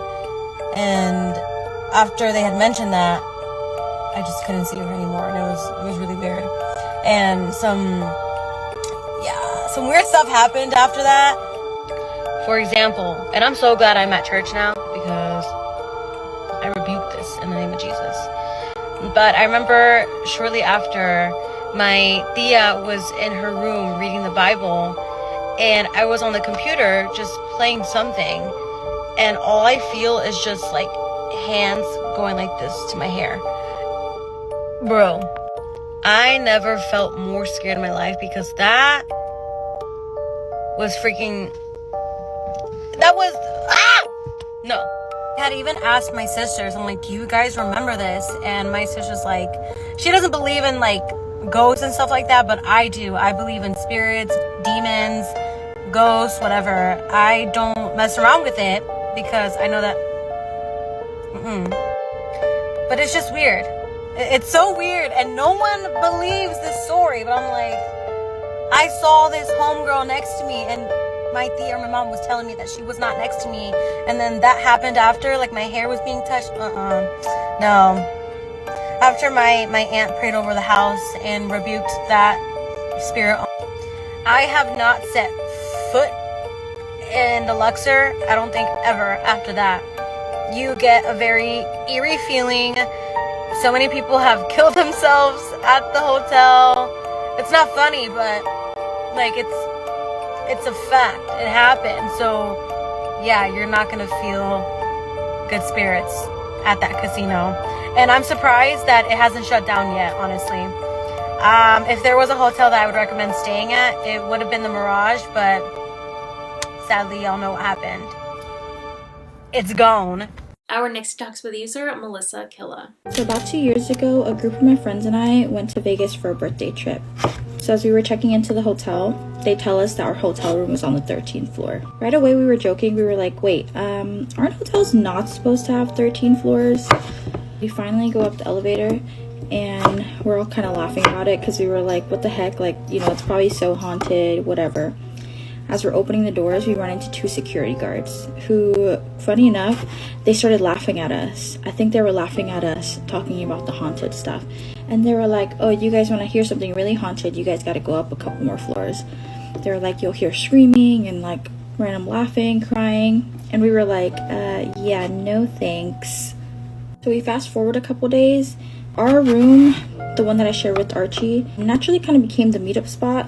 So we would all go there before we were heading out somewhere, and then after the club. So one night, like, we were all hanging out pretty late, and all of a sudden everyone starts to leave. I think Jenny was like the last one to leave. So she was like, hey, do you mind if I crash on your couch? Let me paint the picture for you guys real quick. The halls of this hotel were very dark. Like, I want to say the carpet was like a dark green color. The walls were kind of like also a very dark color, and the doors were like close to black. Also, the lights were kind of like a dim yellow. So you can imagine when you're walking back at like 3 a.m. after partying all night, it's kind of creepy. So I didn't blame her for wanting to stay over. I was like, yeah, of course, you know. Plus her hotel room was like all the way on the other side of the hall. So she had to cross the middle cross section of the hotel and then get to the other hallway. The way that my room was set up was we had a king bed, and then in front of the king bed there was this big glass window, and in front of the glass window there was this like extra long couch, right? So we get to bed. I was pretty exhausted from the whole night, and probably about 4 a.m. I want to say, all I remember was Jenny coming up to my side of the bed and just tapping me and being like, hey Melissa, I'm gonna go back to my room now.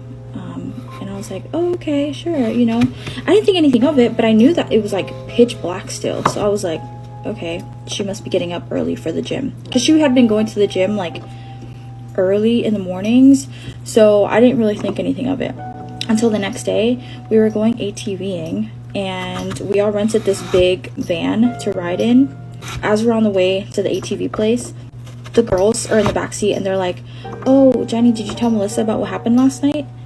And she was like, no, like, I don't want to tell her yet because, you know, we're still at the hotel. And I was like, wait, no, tell me. I want to know. She then proceeds to tell me, well, last night, I guess in the middle of her sleep, she heard rustling in the room.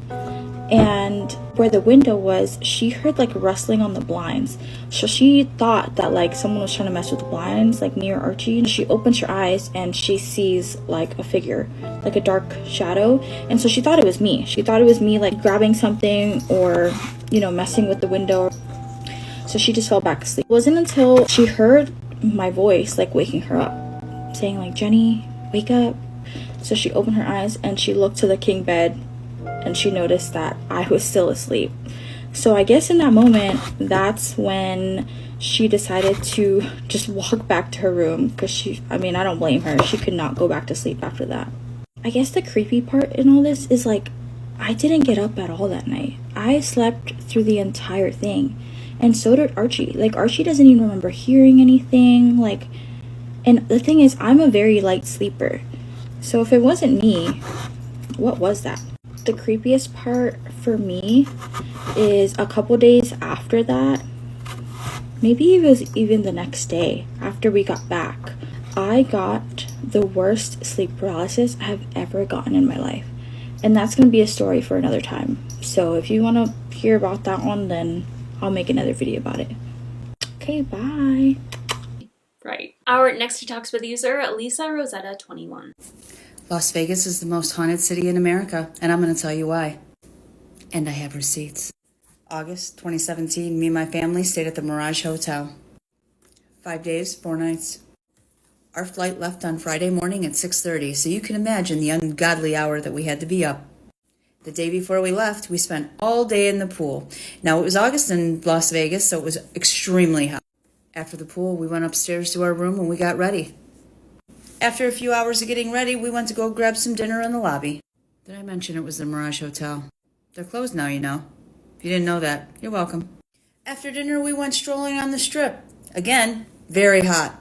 And if you know, Vegas, the hotels, even though they're right next to each other, they're literally like a half mile away. After an exhausting day, we went back to our hotel room to get ready to pack so we can leave the next morning. Went to bed about 9 o'clock that night, and I was awoken at about midnight. To my surprise, I was literally pushed down in the mattress. I began to panic. And I don't panic. You can also say it was sleep paralysis, but it wasn't. And you'll know. I have receipts. I can post them at the end of this video. Struggling to get up and grab for my husband. My husband's back was facing towards me. He was laying towards the window on his side. Whatever it was sensed that I was going to grab my husband. Didn't like it. At that point, whatever it was had pushed me harder down in the mattress to the point where I was able to see the mattress on the sides of my eyes. I immediately gave up the struggle. After what seemed like a couple minutes, but I'm sure it was a couple of seconds, it let go. After clawing at my husband to wake up, I screamed his name, he turned over, and I immediately started hysterically crying. And I don't cry. Maybe now I tear up a little bit, but in 2017, I was hard as a rock. Did I also mention that I used to go to all the haunted hotels and towns in the eastern, southern part of the United States, and I've never experienced anything. Never. And I'm not afraid of the dark. I immediately started telling my husband there was something in the room. My husband was very skeptical, but I still kept saying there was something in the room. I eventually fell asleep. When our plane was leaving that morning, we got stuck on the tarmac for probably about an hour, hour and a half. So I was able to use my phone, so I Googled the hell out of paranormal Las Vegas. Didn't think I would ever be doing that. Oh, but what I found. Did you know that people unalive themselves more than any place in the United States is Las Vegas? They spend their money and they go to Las Vegas, whether they have marital problems, money problems, whatever it is, and they unalive themselves. Some on the balcony and some in the rooms. And do you know that if they do it in the rooms, they have to shut down part of that hotel? And you know what that means? Hotels lose money. Did I also mention that there was a room on our floor that was open with the walls ripped out, no furniture, and they were repainting the ceiling? I didn't think anything of it at the time. I just thought, hey, I don't know what's going on in that room. Really don't care. Has nothing to do with me. Had everything to do with me. Which brings me to the article I found. I think it was written in 2013. Do you know there's actual groups in Vegas that will take the body out of the hotel room, and whoever tries to expose these groups gets blacklisted and they won't use your company. They also have special carts so they can move you through the lobby. How thoughtful. Las Vegas is one of the most powerful paranormal places in the United States. I'm only going to screenshot 2 parts of that article because it's pretty long, so you can go look up the author in the article yourself and read the whole thing. So I really don't like the sound of this. Something like pulling you or pushing you down into the mattress. I really hate that. She said they were staying at the Mirage. I mean, seriously, like, if this doesn't tell you that all Vegas hotels are haunted in some capacity, like, we've covered multiple of them just in this video alone. Honestly, I think it would be fun to do, like, a Vegas hotel dedicated video because there's so many more stories, and I mean, this video is going to be 52 TikToks. God, It's insane. It's truly insane. Our next detox with user, vickyzzl. Put a finger down if you and your friends went to Las Vegas during the weekends and stayed in really nice hotel in Resort World, but all of you guys had different experience of ghost. So what happened is, I went to Las Vegas last Friday with 2 of my girlfriends, and we stayed in Conrad, which is in Resort World, but none of us stayed there before, so it's like a brand new hotel for 3 of us. And we stayed in same room, so there's 2 beds, me and one of the girls sleep in the same bed, and then another one sleep by herself. At first, I didn't feel anything. Everything is so nice and clean, or maybe I'm just slow or I'm not sensitive, okay? Until the next day. On Saturday, I felt so tired. So I told my friend, you guys go to dinner, I'm gonna go back to the room and then taking a nap. After a couple hours, they got back to the room from dinner and then start taking a nap with me. That's how things get so weird. During that nap, out of sudden, I start feeling weird energy trying to get into my body, from my head to my body. While someone is talking above my head, I cannot hear exactly what they're talking about. I don't know if it's a guy's voice or girl's voice, but I'm pretty sure it's none of my friends, because one of the girls was sleeping next to me in the same bed. Another girl was sleeping in the other bed next to me too. So if they were talking, I should hear clearly, but that's not the case. After a few seconds, that energy is fully inside of me, taking control from myself, okay? I couldn't move, I couldn't feel anything. The only thing I could think of or done is biting my lips like this, but 10 times harder. I really feel my lip is bleeding or something, because I wish I could get in my feeling back. Apparently it doesn't work. No matter how hard I was biting my lip, it just doesn't work, and I lose memory in the between. The next thing I know is the energy was out of my body. I can feel again.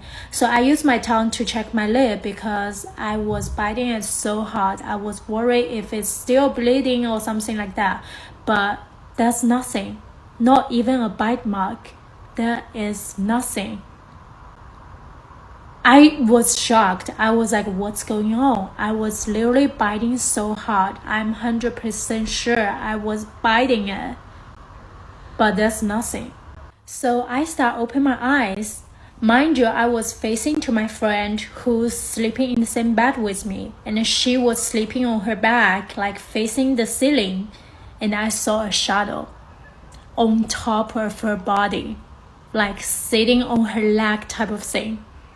But I couldn't talk, I couldn't move, I was so tired, and I fall asleep right away. But before I fall asleep, in my mind it's like, okay, this motherfucker trying to get to her now. After a few hours, I don't even know how long, we all wake up. Immediately, I told both of my friends what happened. The girl sleep by herself got so scared. The girl sleep in the same bed with me keep telling us, it's normal, it's just because we are tired. I got that too, it's normal. And I was like, you got that too? It's not normal because I literally saw a shadow on top of your body and you're telling me you had the experience too. That's not normal to me. If you didn't have that experience, maybe because I'm tired, I was like thinking too much. But you literally had that feeling. And then I saw the shadow on your body. It's not normal to me. I'm sorry. This is just getting too long. I'll stop here. But the girl sleep by herself actually experienced something else the day before us, but she just doesn't want to scare us, so she didn't tell us until we got back to LA. Maybe next time if you guys are interested, but yeah, that's it. It seems like she practically saw something trying to take a hold of her friend, or I don't know, some kind of attempted possession. I don't know.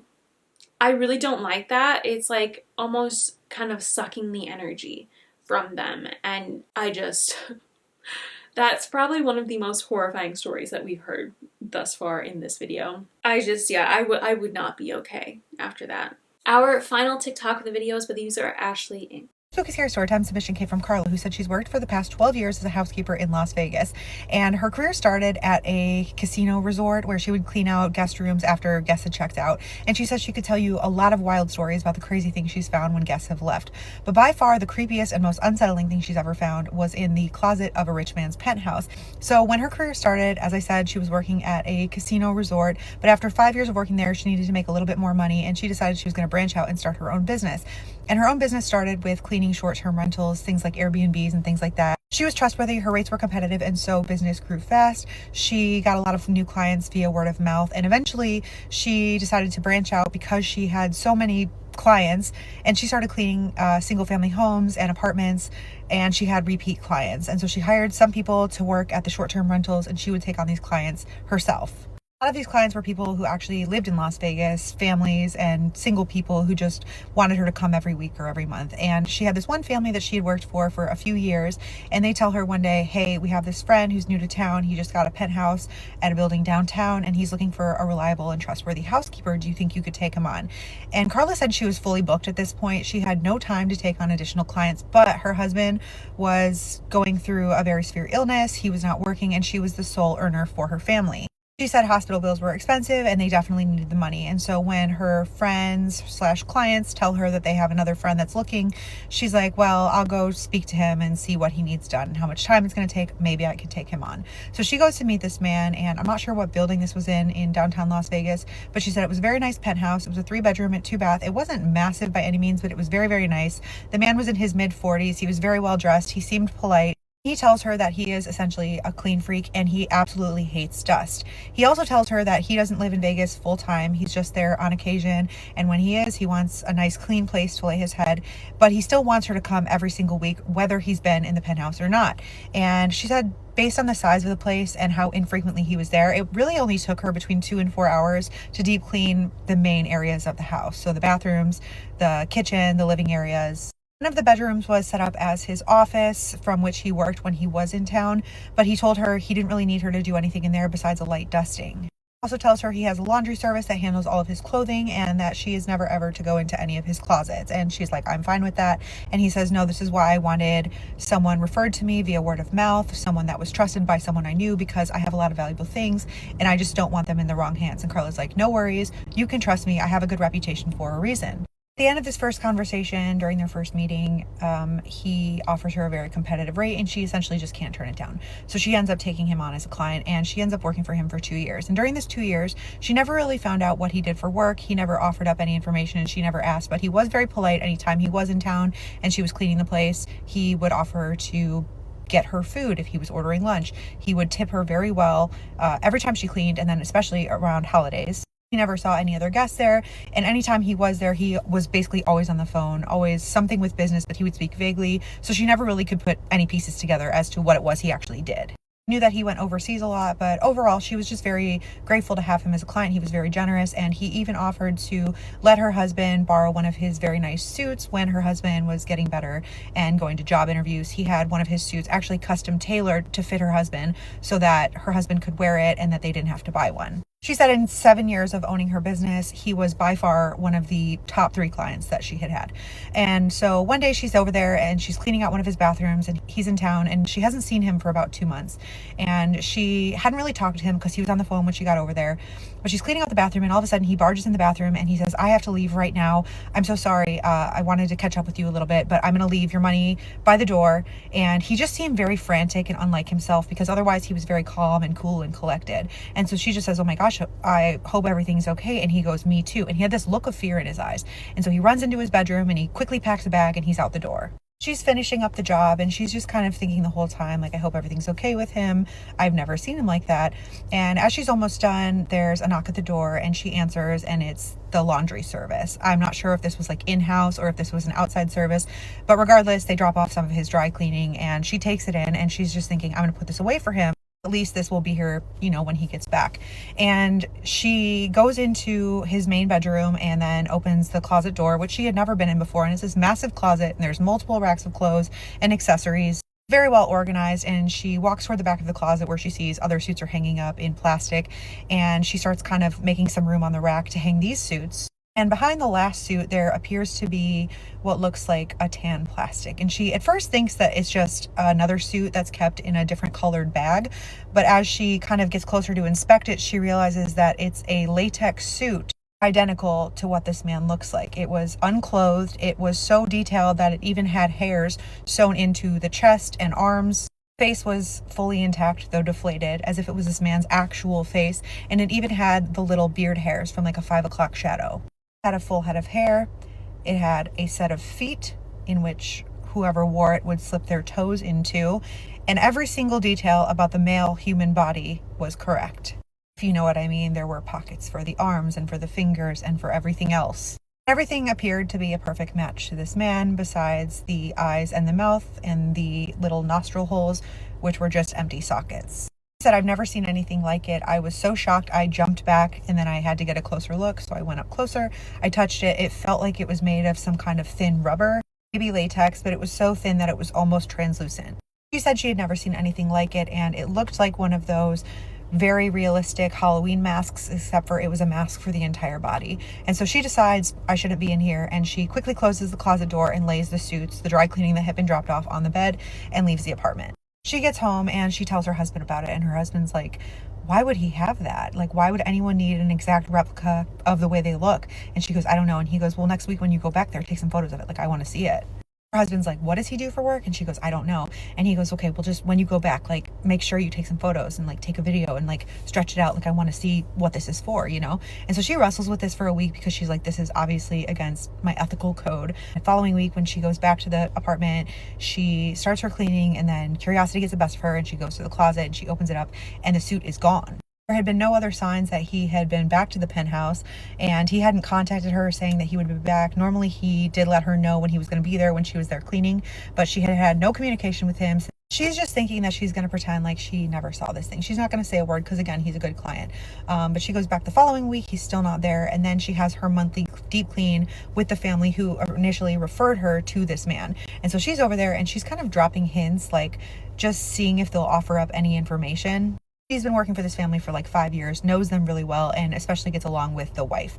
And so she kind of says to the wife, like, oh, by the way, I have so-and-so as a client. He left kind of in a hurry when I was there 3 weeks ago. Have you talked to him? I'm kind of worried about him because he hasn't given me any communication on when he'll be back. And the woman kind of looks at her strangely and she goes, no, we kind of cut ties with him. That man's into some very bad things. And I know that he's a client of yours, but I would just kind of reconsider if you want to continue working with him. So Carla's like, oh, what do you mean? And the woman says, I've already said too much. It's really none of my business. You know, you run your business however you want to. That's the end of the conversation. She goes back to the penthouse a few more times. Each time she kind of peeks and there's no skin suit. And she says that there was also no signs that he had been back. Eventually the payments stopped, and that's when she just decided that she was going to stop working for him. She figured whenever he got back in town, he would contact her and let her know it was fine to come back and clean, but he never did. And she still doesn't know what happened. He had never seemed disturbed or out of the ordinary until that last time she saw him. And so she said she's sharing this to see what everyone else thinks. What do you think the suit was for? She did say that by no means did she think that he was not human. She just doesn't know why someone would have something like that. I don't know what that could be for. It really strikes me as like not good. And then it kind of makes me think that maybe it's some kind of like, I don't know, shapeshifter or cryptid or weird entity that he's not actually human, which sounds insane, but also like I feel like Vegas would be the place for that. Like Vegas, New Orleans, feel like those would be the places.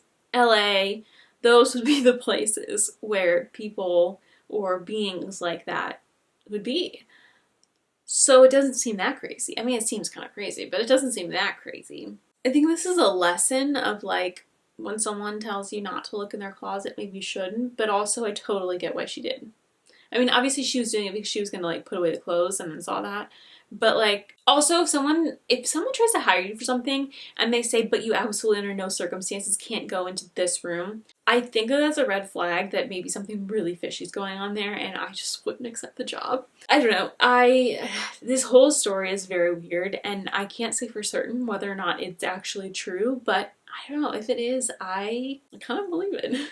But that is all I have for today's video. I hope you guys enjoyed it. Let me know your thoughts on any of the stories I shared with you today. All of the usernames of the creators included in this video are down below. Feel free to tag me in any TikToks you want to see me include in a future video. My username is at @theAbbeyStorymeyer on TikTok. While you're at it, please check out my Instagram and TikTok where I post spooky special effects and makeup content on those platforms. I think you guys will really enjoy it.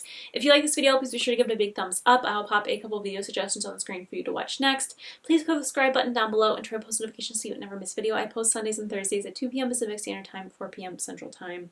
And as always, again, thank you so much for watching. I hope you enjoyed this video, and I will see you next time. Bye.